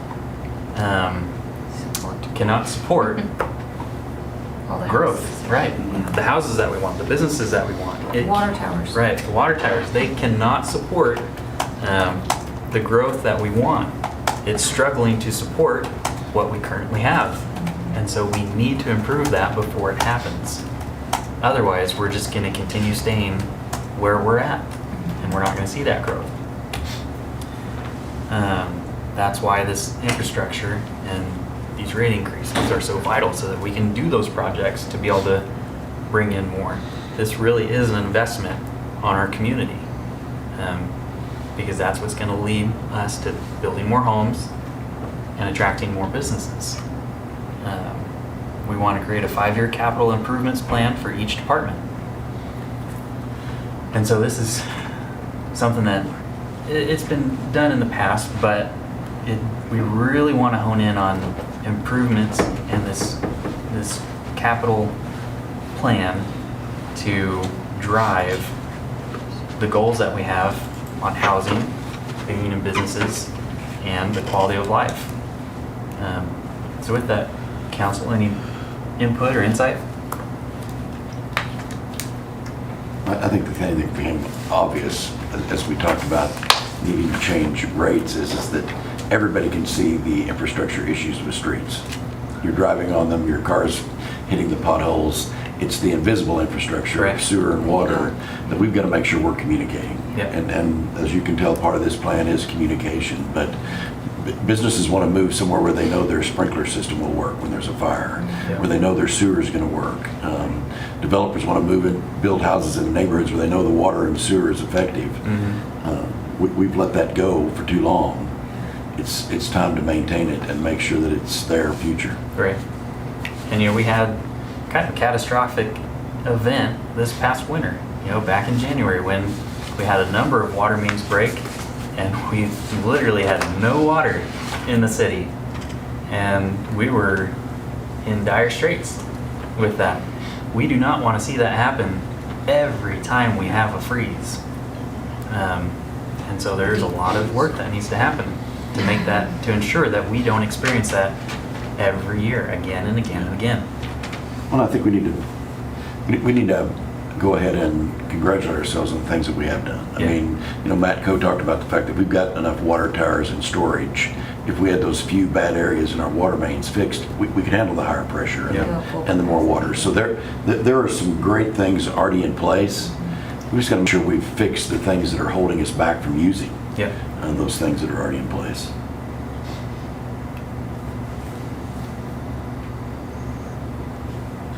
I think one thing I feel important, feel that the strategic plan is important, is that since we haven't had one, this gives something for this council to leave for the future councils to follow, and have a plan for the community to look towards as direction. You know, our vision and our mission kind of states what we would like to see. I mean, that doesn't mean somebody couldn't change that in the future, but at least it gives them a starting point. And it really highlights that we want to see continuous improvement and not just maintaining. We can't go back and undo what has already been done in the past, but we can look to the future and make things better. So I think that was one of the things I like to say about the strategic plan, and just highlight that. Well, to your point, you know, this is an overview, and what I hope we can get as we go forward is some metrics and things that put in place, and kind of a checkoff board as we complete things. And this is, the whole community would have access to see these things and see where we are and how we've come along, and celebrate the wins like Randy was talking about, and be able to add new things too as we complete and are successful. I agree with that. I think also having projects listed out somewhere and showing like a status and how, you know, date of completion, just that would be helpful, even just because some people don't know that we have 28 houses getting ready to go up. Right. So.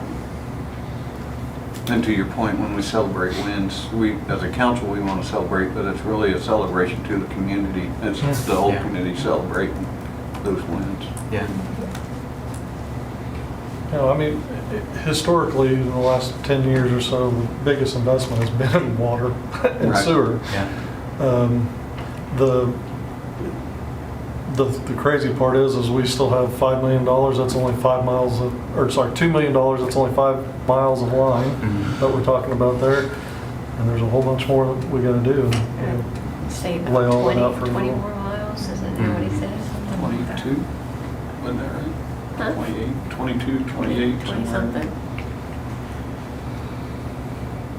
But I like what you said about placing those projects somewhere, you know, we've got, even if it's just Matt's list of to do. Yeah. And because, you know, until I got on the council, I had no idea that we ran sewer line out to the commercial park with grants. Yeah. You know, because those are the kind of things that every person that stood up said, well, why aren't you doing more of this stuff with grants? Well, we are. We're just not doing a good enough job of communicating what's getting paid for with grants. And even if it's just a bullet point with 4 things and maybe just a Facebook post or something in the else, newsletter, you know, everywhere, just in the city bites. yeah.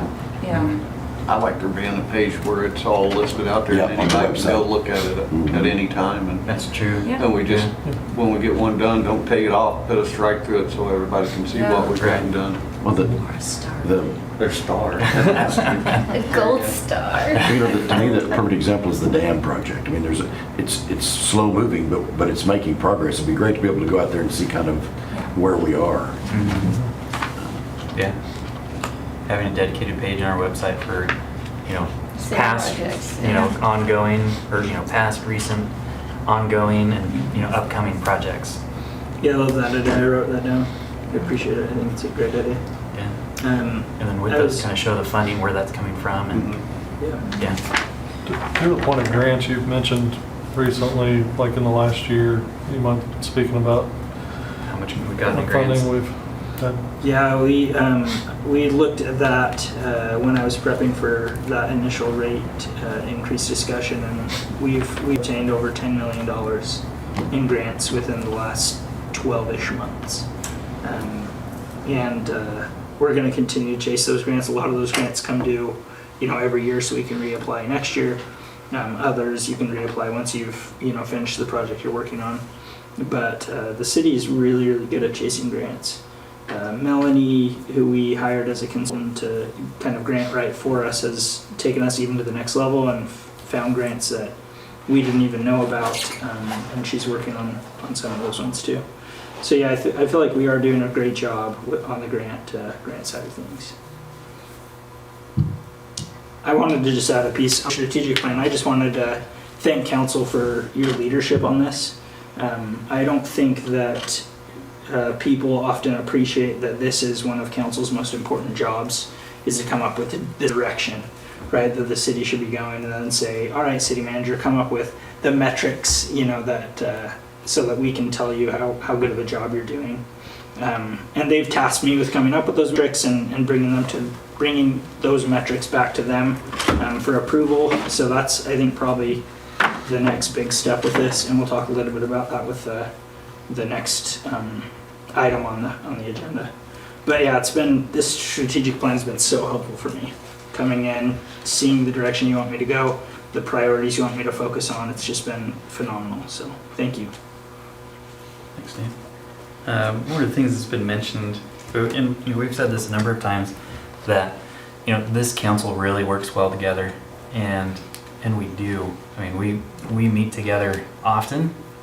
We put in a lot of thought. We share a lot of thoughts with each other, and we work together as a council. We don't just come to this meeting twice a month on Monday. We've met outside of that multiple times. We are really striving. Yeah. Within the rules. Within the rules, yes. Yes. We post those meetings and we've had these strategic plans together, but this is a council that is passionate, as been mentioned, about doing things for the city and providing direction to our new city administration. We don't just want to sit back and be, just come to these meetings and vote on things. We want to take part in improving our city, where we live. And we care about the people. And so we appreciate all the work that's gone into this, and we appreciate everybody that wants to participate in this. And I'd encourage everybody listening tonight, if you felt passionate about one of these areas, reach out to one of your city councilors and let them know, hey, I want to be a part of this. I love what you guys are doing here. Tell me more about it. Get involved. Everybody getting involved is gonna help things move along well. So we appreciate your support. With that, council, anything else to throw in before we end on our strategic plan presentation?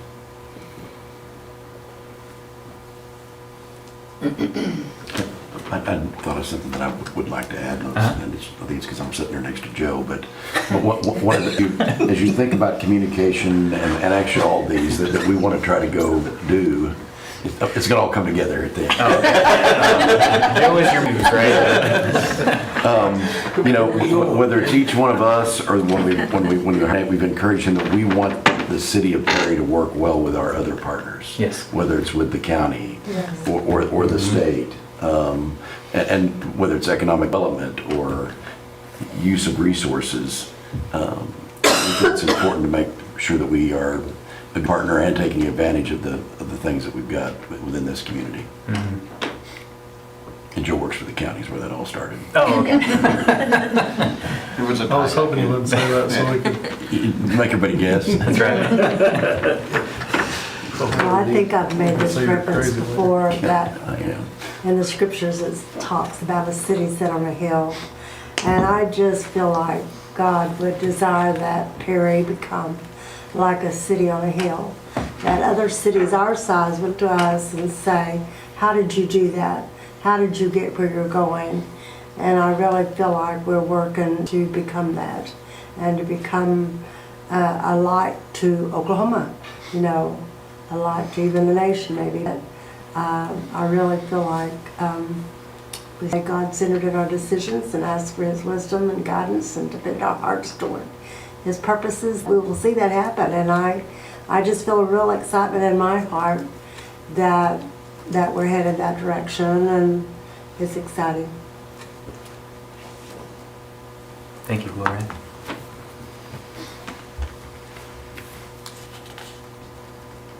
All right. Again, thank everybody.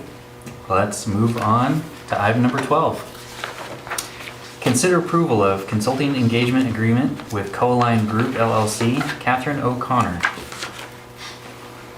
So this one's been one coming for a long time. This was a Malzahn grant that funded Kathy's help with the strategic plan. Council, you want me to go and talk to the Malzahn affiliated trust and say, hey, or how are you working with her right now? Would us not doing this kind of interfere with that? The answer to that question was, although not verbally said yes, it came across as kind of a yes. And so rather than sever that tie, what we did is Lawrence, me, Rick all met with Kathy, and we went through her contract and really specified the scope of work would be involved with what she would be doing for us. So I wanted to read a couple of those things that we have decided. So the first one is she'd be meeting with me on a monthly basis to talk about the implementation of the strategic plan.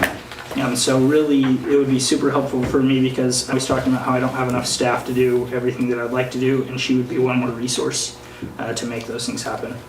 She would attend quarterly work session meetings with the city council to discuss implementation of the strategic plan. So really, her and I would say, okay, what things have we met? What things do we still need to do? And then we bring that to council quarterly.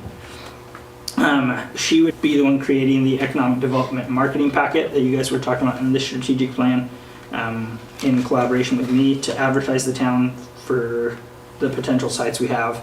So that would include parcel locations, sizes, benefits, drawbacks, infrastructure, availability. And then this keeps here, and this is really something that I can't easily do for it, she can, is identify developers who may be interested in developing these parcels. She has a lot of really great connections. I'm working with Rick right now on a fairly large potential development. And we got in contact with Eric Flesky, who's the developer, through Kathy O'Connor. So she has contributed in that way, and she'll continue to contribute in that way. And then lastly, she'd be the one creating marketing materials for the strategic plan, approved by me, flyers, booklets, videos, things like that. So we really specified her scope of work.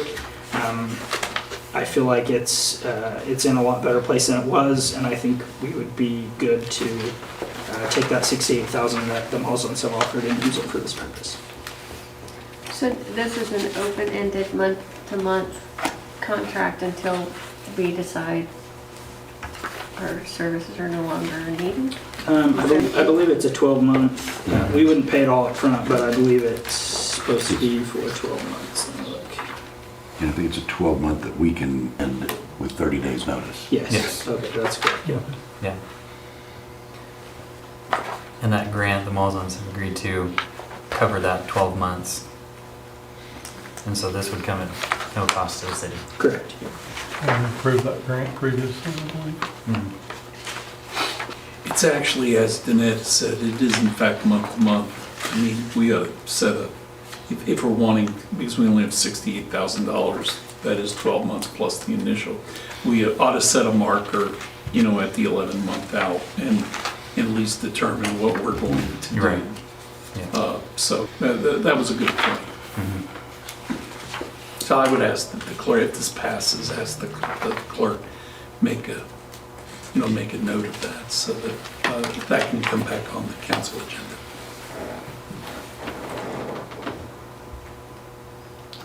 I think the only question I had as I was reading through that is were there some dates set in there where she would get back together with the council and report back or take feedback or Quarterly. or bi-monthly or something? Yeah, we'd like to do a work session quarterly, and Okay. that would be either before or council meeting. I think would be most ideal, depending on Right. what everyone else thought. So we had talked about her coming out quarterly and meeting with the council, similar to like the hospital project, how we meet prior. She would come in and we would have a special meeting prior to a council meeting or after, depending how we want to do that, where we would go over those specific projects and she would report directly to us on where things are at, how it's going. We can provide the direction. But she does have this scope of work now that's very specific in that you're going to provide this, this, this.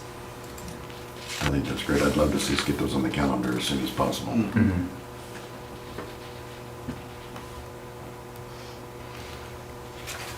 I think she was very instrumental in helping us get through this strategic plan. I think we all had lots of good ideas, but having a person that you could bounce those off that is, understands city government at a small and a large scale. To me, if the Malzahn Trust is willing to pay for this, it can't help but add value to what we're going to try to do for the next 12 months. Right. And with the development that they're working on, they are using Kathy to find those developers. And so it works hand in hand as work with Malls on their development, and we're working on ours. It's good to have that resource on working for both teams.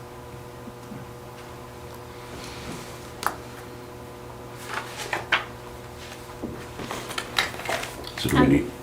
Go ahead. No, you go ahead. I was just going to ask you a question. Go ahead.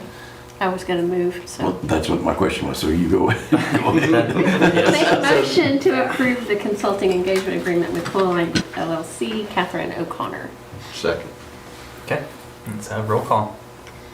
And Coffee. Yes. Bledsoe. Yes. Marshall. Yes. Davis. Yes. Goldar. Yes. Rupp. Yes. Williams. Yes. Brown. Yes. Wortham. Yes.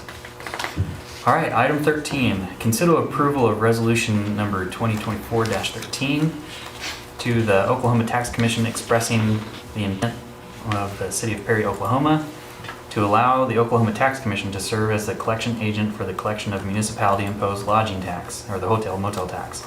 Attaching a proposed amendment bill tax ordinance to such resolution suitable for Oklahoma Tax Commission's tax collection purposes.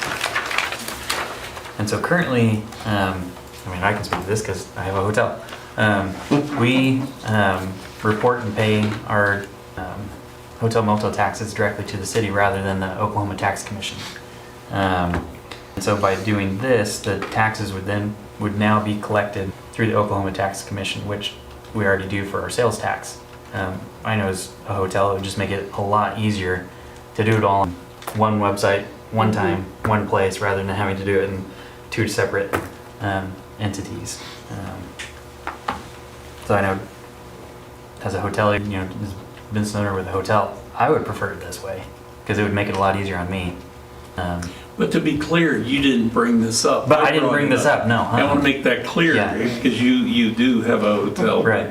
Yeah. And Nate asked me a question about interest, just a question about our ordinance, and I was answering it, and I said, by the way, there's a statute that allows the Oklahoma Tax Commission to collect this.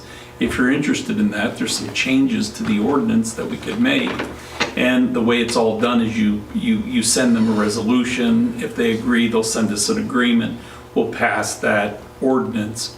And then we can start doing it that way. They'll set a date. The cost is 1/2 of 1%.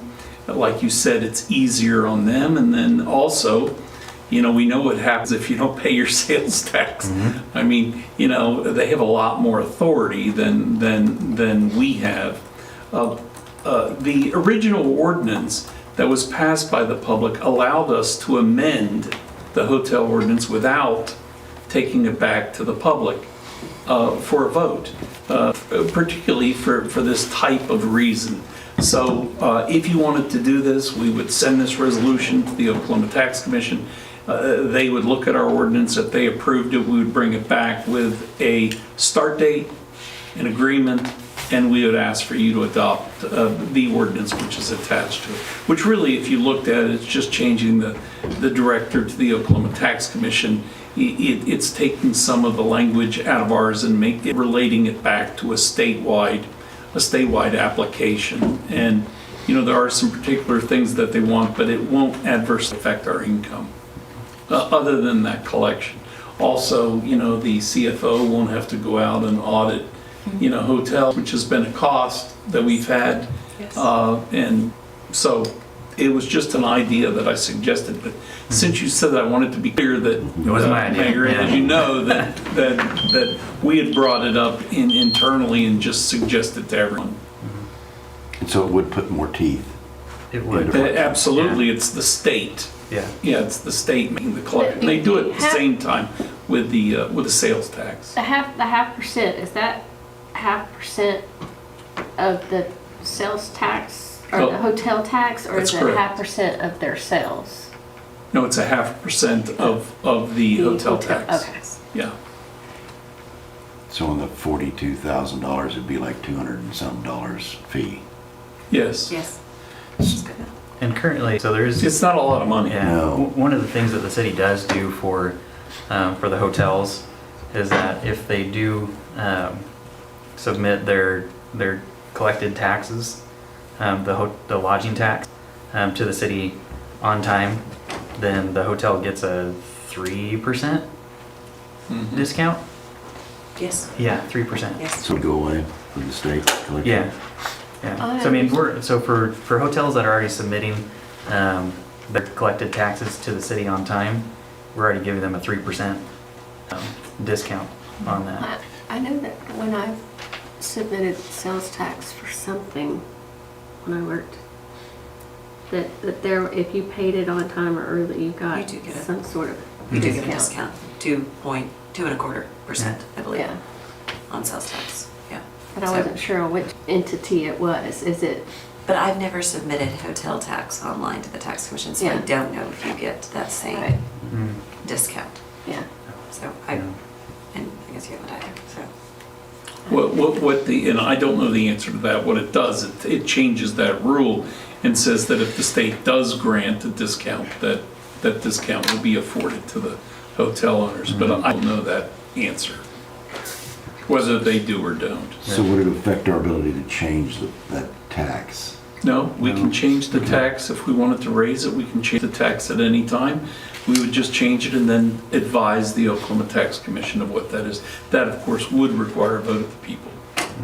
If we wanted to change the tax rate, it would take. It would take a vote of the people, yes. What is it now? 8%. Yeah, if you stay at a hotel in Perry, you're paying close to 20% in taxes. But that's normally not these people, that's the people. that No, are yeah, paying. people coming in. Well, and Yeah. that's not much compared to Yeah. the rest of the world. Yeah, there's a lot of places where it's higher. There's a lot of places where the city part is that. Yeah. Yeah. I think I've stayed in some. Yeah. Yeah. I know that. I'll make So the motion. CFO, what did your, Oh, this is great. I mean, okay. Feel one, it's great. Make a motion to approve resolution 2024-13. Second. All right, let's have a roll call. Coffee, Yes. Bledsoe, Yes. Marshall, Yes. Davis. Yes. Goldar, Yes. Rupp, Yes. Weiss. Yes. Brown, Yes. Wortham. I'll abstain Oh, because you own a hotel. because I own a hotel. All right, item 14. Consider approval of ordinance number 2024-27 of the City Council of the City of Perry, Oklahoma, amending Chapter 1, Article 1, Division 1, the Perry Municipal Code 2022 by the addition of a new section, 7-108B, entitled Stabilization Reserve Fund Adopted, and by the addition of a new section, 7-108C, entitled Capital Reserve Fund, providing repealer, savings, codification, severability, and declaring an emergency. So I can give a high-level overview on this. What this does is allow us to ultimately get to a 50% operations reserve, which basically is a 6-month reserve. Right now we have a month to 2 months, and we don't have anything in our ordinances that says we have to, but we have a good CFO who's always done that. But this makes that our ultimate goal. It provides a method for how we accomplish that, and that's kind of a high-level overview. I don't know, Meredith, if you have anything else you want to add to it. I would just say it applies to both the municipal authority and the general fund. The idea being, this came from the Bill Tackett, Yeah. David Whitaker. Okay, you all sat through that 6-hour thing. So you've heard me say for years, I would like to have 3 to 6 months cash sitting on hand. So this just puts it in writing. We went with the 6 months or 50 cent, not applicable to capital projects, operating budget only. And one of the changes that we ran through today, that Bryce ran through, is in years where we adopt a budget with an operating loss, a loss on that budget, we would not have to meet this 2% funding requirement. Because all that's going to do is increase your loss. Deficit. Yeah, so, here we go. Maximum 1 year, we put that in there. The other piece is that we eliminated the capital reserve fund. There were Oh, two. yes, thank you. There were two ordinances here. Right. One was the stabilization reserve fund for the purposes for which Bill Tackett and Dave Weatherford spoke, for financial stability so our score can get higher. By the way, have we ever gotten the scores? Usually Because- he hands them out right when, because the daughter's here and she No, doesn't because go. I've Donna wasn't emailed here. them, I've Yeah, she wasn't emailed here. them on some, we need to get those scores because they promised that we get those scores. So let me make a note and I'll get those scores, you can have those on a meeting. But we're eliminating the capital reserve fund. That would be money, additional money that we would set aside into a capital fund project that we can use. I know that, you know, in talking about these rate increases, you're talking about, you know, that would generate some dollars. And so you've already pretty much, in talking about that, provided for that. So we're just doing the, at least talking about the stabilization reserve fund. It would be a minimum of 50%, a maximum of 100%. Actually put a maximum, and that would be up to 1 year of those funds. So that's the way we, and then of course, there is an ability to get to those dollars, you know, just in case you decide that we need them. In the event of emergency, it does take 3/4 majority of all the members to approve to get into that. And this, in fact, as Gloria, you had asked me, this would be, you know, the rainy day fund. We don't call it that, but that's, in effect, it would be a reserve account to protect us, but it would be if we had emergencies or something that you could grab money from here without having to borrow. Or dramatic turn in the economy or something where. Absolutely, or, you know, if you want to take our past, you know, a freeze which knocked on all of our, you know, a lot of our poles and a lot of our lines, and we have $3 million of immediate fixes that we need to do on the hope that FEMA will reimburse us a year and a half down the line.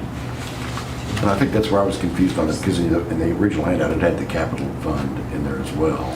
Yeah, we got it. Yeah, but we would have to actually, we'd have to pass the 3/4 to actually assess these dollars. I mean, these dollars would So be you there use those dollars stabilized. for capital. If in fact you got that If you got the 3/4 three-quarter vote. vote to go do it, correct? That's Because that was correct. one of the things that when Bill and, I can't remember the other gentleman was here, they talked about the ability to maybe use those funds if there were some dilapidated structures or houses and you wanted to package something together for a developer, or you could use those kinds of funds for that kind of, I would like to see us have that ability.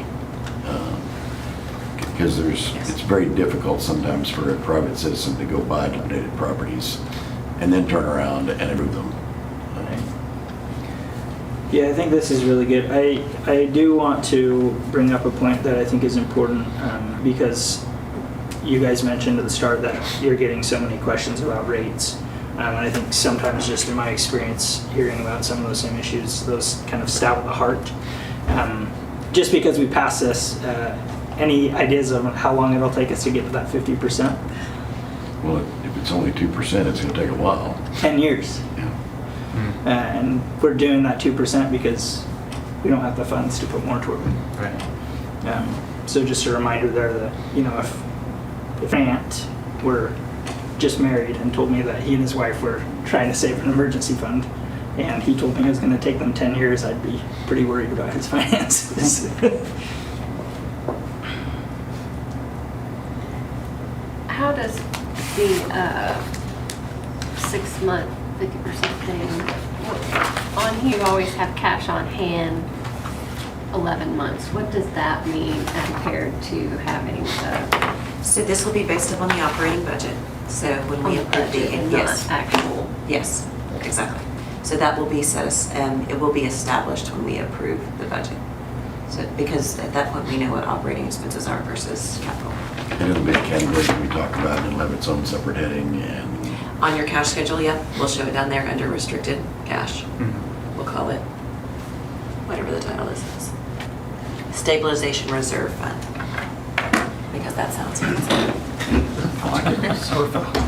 As it's Say represented, we SRF. can't use it for capital The SRF. projects, right? Well, that's what I was concerned about. But the way I understand is that It with the can three-quarters three-quarter vote. vote, yes. Yes, sounds like it could be used. And that's of all the members, and we've Right. made it tough. But we've made, that's, 3/4 vote. Of this Here. council. This, Yeah, oh, of the council. Yeah. that's gonna be 7. Just like you have And to Jeremy, your have to point, do it's an emergencies. internal restriction. This is internalized. Correct. This is not Okay. something that will be Yes. audited or subject to by the state or anything like that. Internal Now, you can restriction. always amend the ordinance by a majority vote, so, you can always change that provision.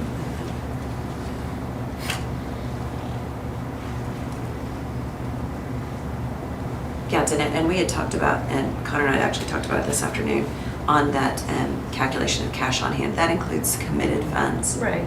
So we're probably going to change that calculation starting next month, if you will approve this, so that you can see a clear idea of Right. what it is. Because we have committed, right? We have. Right. That's really not a good indicator. Exactly. Exactly. So we actually identified that today when we were walking through the ordinance itself, and if you all choose to pass it, I think our monthly financial reporting needs to adjust as well.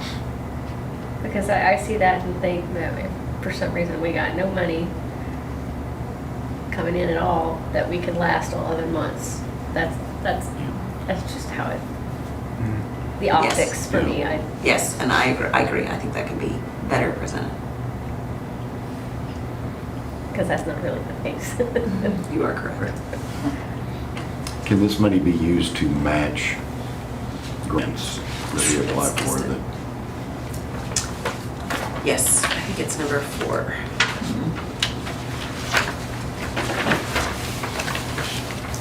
Efficiencies. Number 5, matching funds for a grant. On page 30. Expenditures for their proposed use is non-recurring in nature, such as a study, startup cost, or program of ongoing cost, where ongoing costs are otherwise funded, or matching funds for a grant.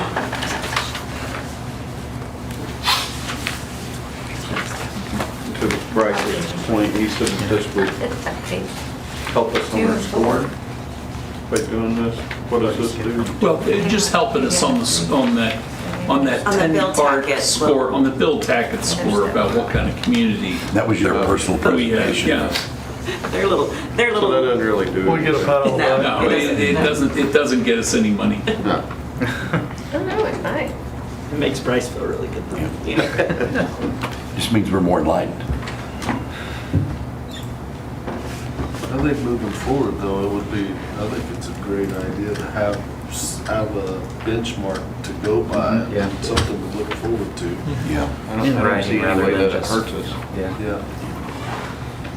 What can we afford to do right now to get it started? Well, I think that's what you're looking at, that percent. Yeah, I think that's why we're just gonna start with 2%. 2%, you think? But remember, in this fiscal year that we're under right now, we've budgeted an operating loss, so we would not be subject to Right. the contribution for this fiscal year. How much? The 2% contribution. No, the budgeted loss. Budgeted operating loss is $536,000. $536,000. So we wouldn't be putting anything into it this year. Correct. So it'd be But more we than do 10 have, we years. do have a It'd be base, 11. right? We have a base because Yeah. we've been smart about our funds. So we do have about 2 months, 1.5 to 2 months. So there is something there that we could reclass and show us. Right. No, you're right. Well, ever since hearing about this, it's just seemed like a good idea to me. It's just fiscally responsible to make sure that we're doing everything we can to keep the city safe. Right. I'm not saying we haven't been doing it in the past, but this would put it in an ordinance. I move that we move forward with this. I'll second that. Okay. Roll call when you're ready. Coffee, Yes. Bledsoe, Yes. Marshall, Yes. Davis, Yes. Goldar, Yes. Rupp, Yes. Williams, Yes. Brown, Yes. Wortham. Yes. We do need a motion for emergency. Make a motion for emergency. Second. And Coffee. Yes. Bledsoe, Yes. Marshall, Yes. Davis, Yes. Goldar, Yes. Rupp, Yes. Williams. Yes. Brown, Yes. Wortham. Yes. Look at you Okay. remember. I know, right? Bryce has cheated and had it on there for you later. All right, item 15, consider approval of payment of $12,541.50 as the October 2024 monthly invoice from Cimarron Valley Engineering LLC. So for Matco.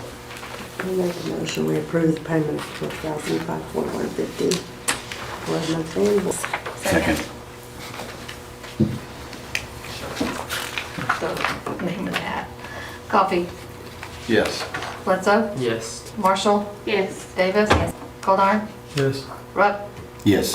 Williams, Yes. Brown, Yes. Wortham. Yes. Item 16, discuss and if deemed appropriate, give direction concerning the necessary repairs necessary to be made to the mechanic shop. that I know, tripped me up too. kind of threw me off there. To made to the mechanic shop, former Wise Chevrolet, or the provision of a building to be used by the street department. Yeah, so Sammy brought this one up. I'm really glad she did. We last year saved some money. We set aside some money in this last budget, either for the replacement of the roof of the mechanic shop, or for, well, we set aside $40,000 for the new building, for the streets building. Those funds separately can't do either one of those projects. So we were kind of at a standstill with that and trying to figure out what we do. And then this hailstorm hit in June and we got a payout of $248,000. Yep, $248,000. That payout is towards a bunch of different buildings. It was paid out on the depreciated value. So really, even though we got, for example, $25,000 for the Wheat Heart Nutrition Building, that probably can't even close to cover the cost of replacing that roof. And we have several buildings that are like that. My thought process was take some of that money and instead of putting it, just letting it sit, put it towards, pool it and put it towards, say, like a streets building or a mechanic shop, and some other things so that we can actually fix some of the issues that we are having, and then we would have to tackle some of these other things later. So this is an opportunity to kind of discuss that and see what your thoughts are about some of these buildings and how we use those funds. So the street department would temporarily move to the mechanic shop? Yes. Or would this be like a permanent location for them? Yeah, so that would be my recommendation right off the bat because we have, that's been such an ongoing issue.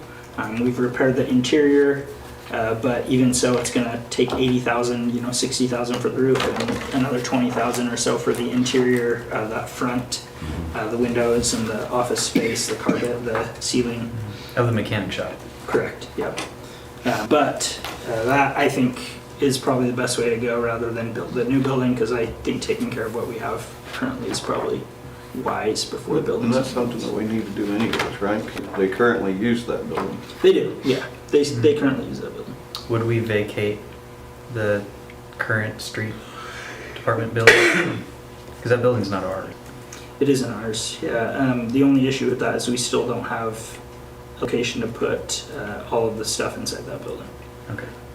So the parts of the mechanic shop that we're not using wouldn't be large enough to store.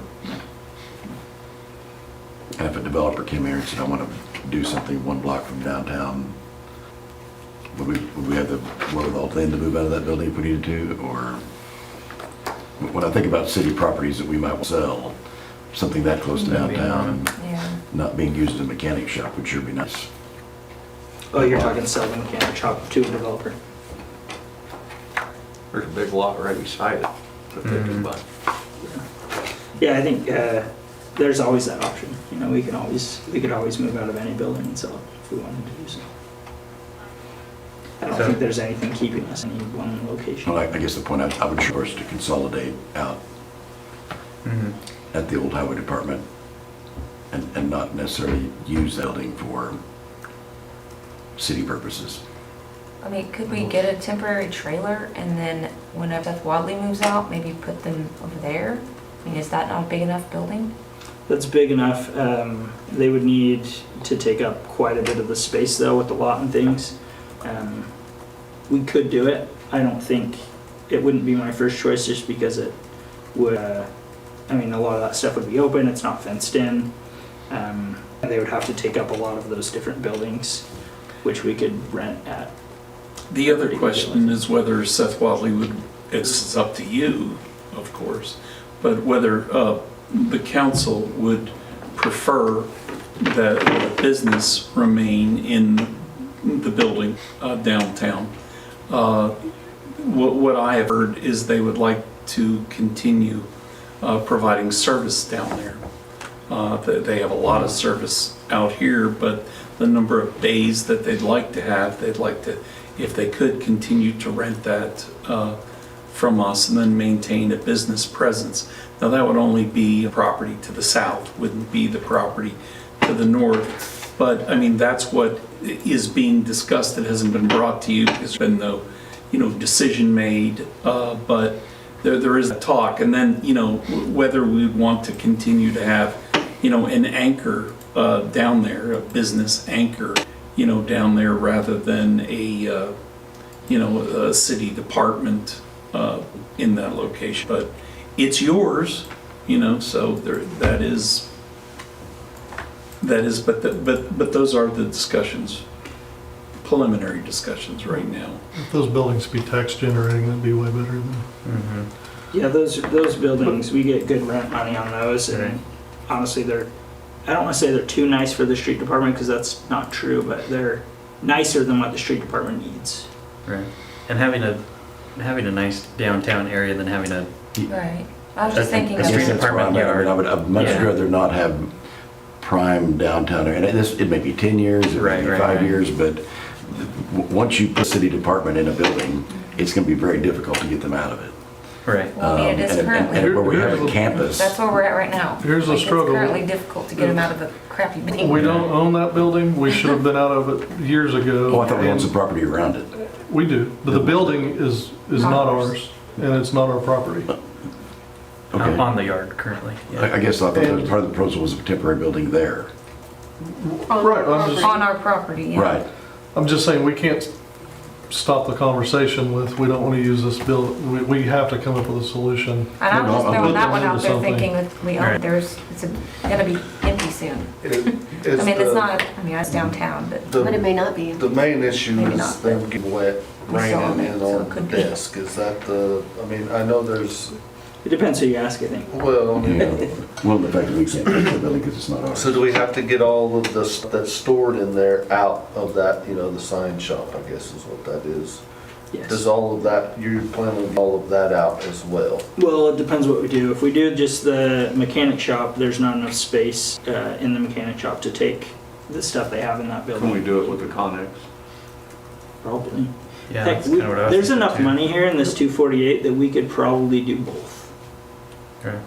Enough We've space. saved 30,000 for the mechanic shop already. We got a $15,000 payout, last year, whatever that was, and then we saved 15. So we have 30 already allocated for that, and we have 40 allocated for the building, which was slated to be 80 for the materials and then whatever construction is. If this 248 added to what we already have, we could do both. So how quickly could you get the roof repaired since winter's almost? We've already got all the quotes, so I think quick. And you said we were using money for a claim on the Wheat Heart Nutrition roof. So not necessarily just We Are, but Several places. buildings all over the Yeah, city. that all we the own. buildings. Yeah. Yeah. You mentioned. Yeah, and that's what's hard is at the end of the day, we're gonna have to go back and we're gonna have to put money towards those. But the Right, money we correct. have towards those right now isn't sufficient to fix them. Are any of those critically broken to the point where they're leaking? No. Well, yes, but not, I think we could do some temporary maintenance to make that stop. Band-Aid. How many properties is that? We've got, so the payout was for a total of 24 properties. I meant, how many of those are currently actively leaking to his? I don't know, I could go down this list and tell you a few. I don't have a number off the top of my head. I could get you that information. Just looking, I'd say maybe 3 from the storm, and then probably 7 or 8 Just with That previous just been- issues. Just from neglect. I mean, a lot of these are the worst buildings we have in the city. It's the fire station, the police station, and Wheat Heart. Some of the ones that are newer that issues were the airport. They paid for a complete redo on that. But they gave us $51,000. It's gonna cost $65 to get that done. And so we've done some temporary maintenance on that, and we'll see how that holds.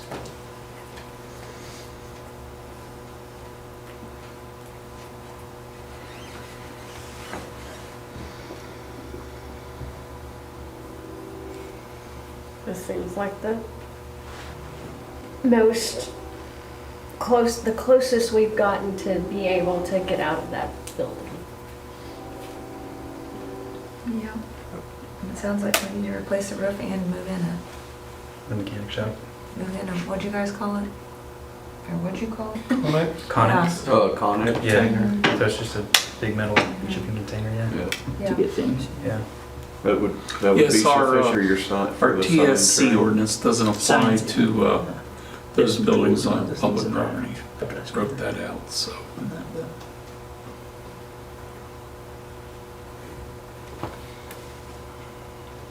To me, the most sense is get that fixed and Mhm. go to Connex Yeah. and get them out of that building. Yeah. I think so too. I think we could do that before winter really sets in. I think we have a harder time getting, a new building constructed on that lot, even if we set aside the note for it. Yeah. Well, the buildings behind Tabor's Optiplex being used by anyone. Is there a business there? Is that something we could consider checking into? I mean, it would be a good storage place. I mean, it's just a thought. I don't know. I don't know what kind of shape that building is Yeah. in either. Huh? I don't know what kind of shape that building is in. If it has roof problems. Sounds like we've got 24 buildings that need roof work, so I don't know Right. where, Yeah. I mean, I think we've kicked the can down the road as far as we can and trying to find something else. We need to fix what we have Yeah. or unload it. I don't know what you, so what was you saying the total cost to fix this is gonna be 100? I think 80. 80. Yeah, I know the quotes for the roof are 60, and that comes with the 20-year warranty. The thing we don't know is the cost of that interior. We anticipate about 20. Oh, okay. That we're doing on the building? no, that would be this building across the street. The one right Yeah, the mechanic shop we do, the building that they're currently in, we do not. Oh, Yeah. well, I thought we owned this one and I can't. Always concerned about, concerned about putting money into something that somebody might tear down in 5 years if they're gonna develop it, But what do you do? I mean, I don't know. Mhm. I haven't had anyone ask me about that building in terms of wanting it. I think there's a ton of other buildings around town that are, More viable. yeah, more viable. Yeah, exactly. It's finally time to get them moved. Yeah. From the Yeah. pictures I saw, they need moved. What's that? I said, from the leaks I saw, they need moved. Oh, yeah. I mean, and that was, Yeah. how long is it? It's been over a year since we did the Since tour. we did the And it was tour. just awful. Right. And then. it's real bad. It's even worse. Yeah. We've had the same conversation, it seems like, since I've been on council. Yeah. It seems like we're finally, So I guess at they, the point we can make a yeah, decision. general It's been consensus is going on a long let's time. get the mechanic shop fixed and then move them over And when So we say that- move, that's- what are we actually moving? their office. Yeah, we'll So- move so their we'll still office need to space, have their that break building room, that's not and then ours, anything that we sign can shop. fit in there. That's what the Conex would be. Okay. Yeah, so if we got a Connex that they could move the signs and Store all things in. store things in. So shipping container. Yeah, What, oh, a shipping container. right. So we're gonna put And a shipping where- container across the street. It could still be on the It'd be yard. on It would be the on Yeah, yard. it'd still be on the yard. Yeah. Yeah, that has, some space. The main thing here would be a break area for Office. lunches, restrooms, and a place Is to there go. anywhere in the armory to move them? Where we can combine services and break rooms and, I would just like to see a better plan than tonight, we're gonna fix this problem. We have 24 buildings that had some roof damage.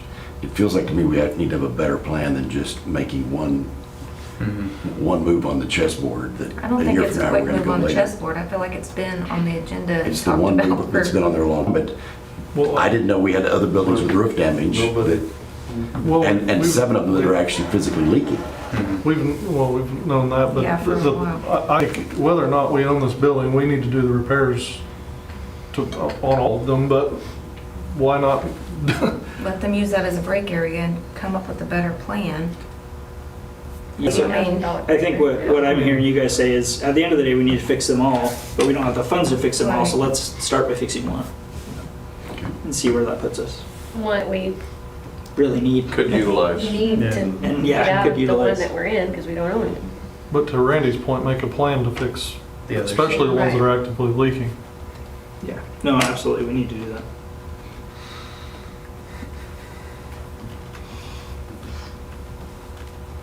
So what do we need on this?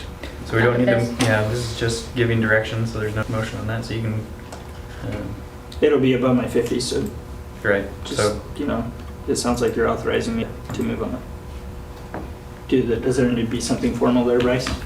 Not if they approve you to, we have bids on that, so if they authorize that bid, I'll prepare a contract, and then we were gonna do the inside with materials, and perhaps Chris is going to, Yeah, he'll have to contract some of it out that he can't do, but he'll do a lot of it, yeah. yeah, he'll do a lot of it. It'll be So a lot of under the that's gonna be 50, so we'll done. be fine there. It's A just lot really of that'll be done internally, and then we'll hire some tradesmen.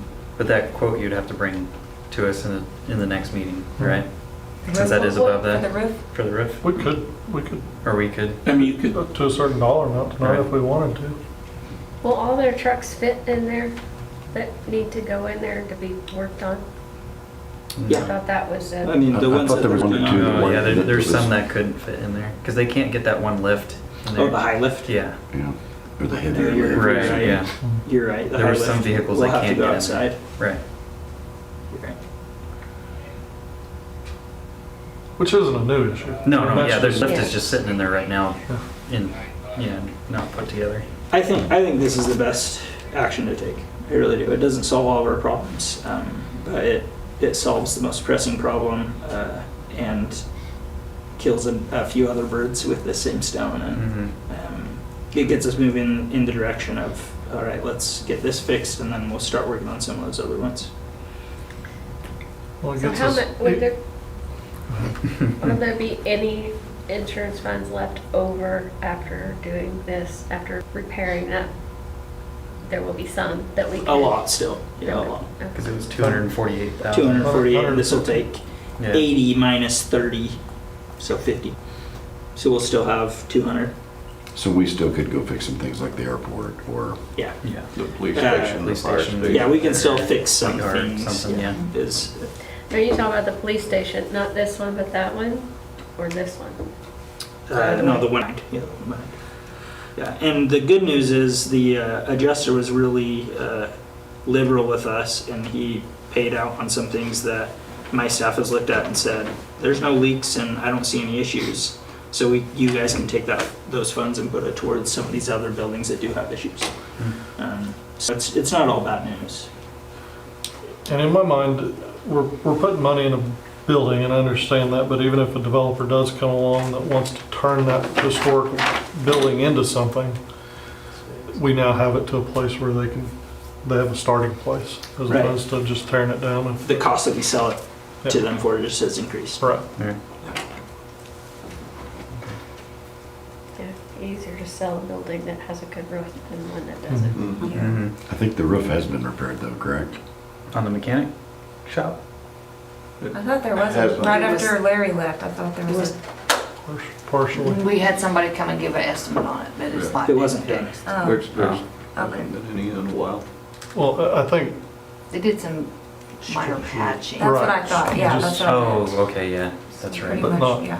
not what needed They to be didn't done. fix it, Not they just really patched it, repaired. They right, just, yeah, they did some Band-Aids. patching. right. Okay.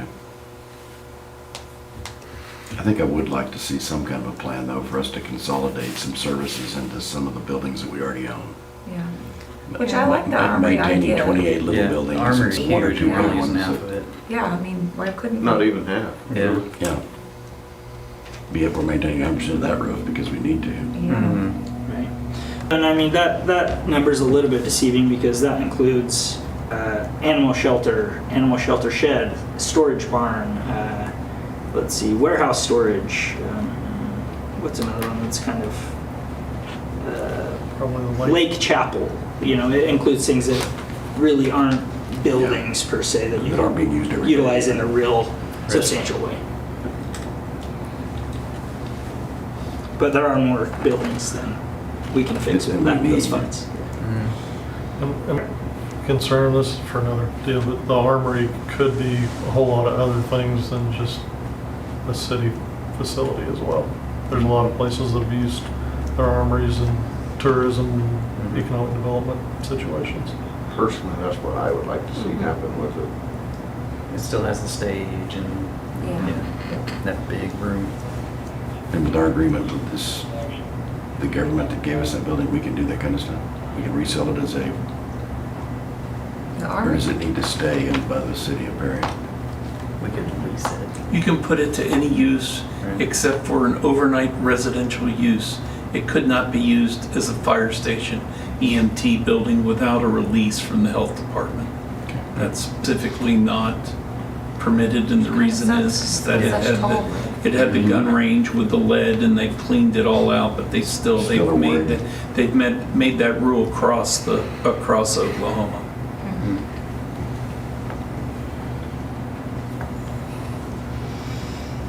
Which isn't too bad because it doesn't fit super well in terms of the entryways for their trucks and things. I have looked at that. There'd have to be some work done. If you wanted Nate to proceed, he only has 50,000, this is 60,000, you would authorize him to proceed with a mechanic shop up to 60,000, require him to have a contract, sign a contract with insurance and workers' comp and all, and get that going. The rest of it is within his scope, Yeah. and he could get that done with his own employees and with some tradesmen from Perry. Better do 65 though. I don't remember. It was 60 something. So did we have to make a motion on this? Who can? Right. We would to authorize, if we want to authorize him to move forward with that, because it's outside of his Right. spending limit. I mean, we can make that motion now or Mhm. have him bring the bid back. That would be better to move forward now and Right, get it because then he done. can just go. Right. It's sufficiently outlined on this agenda. Right. Anyone that has an issue could have been here to talk about this. Well, I make a motion that we approve Nate to move forward with the bid not to exceed 65,000 with the contract and ensure that they have insurance and license. Awesome. Second. Okay. Roll call when you get that all typed up. All right, I already started, buddy. Okay, Coffee, Yes. Bledsoe, Yes. Marshall, Yes. Davis, Yes. Goldar, Yes. Rupp, Yes. Williams. Yes. Brown, Yes. Wortham. Yes. Before we move on, do we need to do anything with Connex? That That should should fall fit well within within it, his. Yeah, that's within But it is his. reoccurring, so, right? Is a monthly cost? Or You we can just- buy You can it. purchase Yeah, them. they're You can buy not- a one trip for, I think we bought one of $4,500 or something Yeah, they're like not that. too much. You can- And that's what you want, one, it's made Right. one trip, so the door's actually shut. Yeah. Yeah, they not too much. Well, I'm excited about this. So am I. There's a Get lot them, of, get them in a dry area. I'm excited. there's a lot of Yeah. cool things they can do with those storage containers too. I was just thinking the dog pound situation might be something to look into. That's pretty cool. And they're not relatively inexpensive for a structure. We're building houses out of it.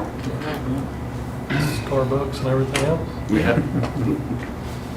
Concession stand, that's what I see. All right, item 17, any new business?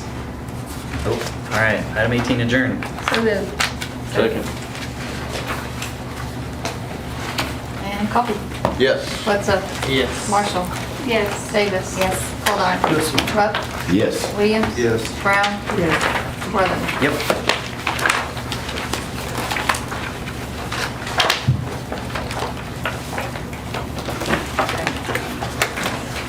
I'm ready. All right, let's call our meeting to order for the Perry Municipal Authority, November 18th. And have roll call. Coffee. Here. Bledsoe. Here. Marshall. Here. Davis. Here. Goldar. Here. Rupp. Here. Williams. Here. Brown. Here. Worthing. Here. All right, we've got quorum, item 1, consent agenda. Motion to approve?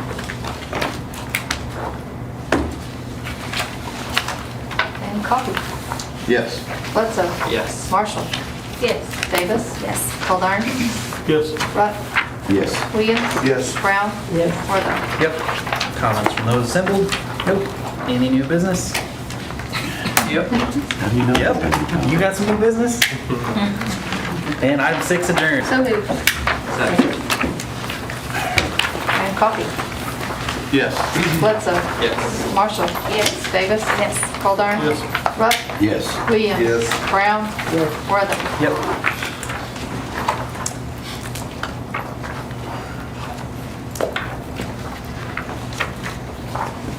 Okay. All right, let's call our meeting to order for the Perry Facilities Authority and have roll call. Coffee. Here. Here. What am I supposed to say? Bledsoe. Present. Marshall. Here. Davis. Here. Goldar. Here. Rupp. Here. Williams. Here. Brown. Here. Worthing. We have got quorum. Item 1, consent agenda. Motion to approve? Coffee. Yes. Bledsoe. Marshall. Yes. Davis. Yes. Goldar. Yes. Rupp. Yes. Williams. Yes. Brown. Worthing. Yes. Comments from those assembled? Nope. Any new business? Austin doesn't have any new business? All right. Item 6, adjourn. So moved. Second. And Coffee. Yes. Bledsoe. Yes. Marshall. Yes. Davis. Yes. Goldar. Yes. Rupp. Yes. Williams. Yes. Brown. Yes. Worthing. Yep.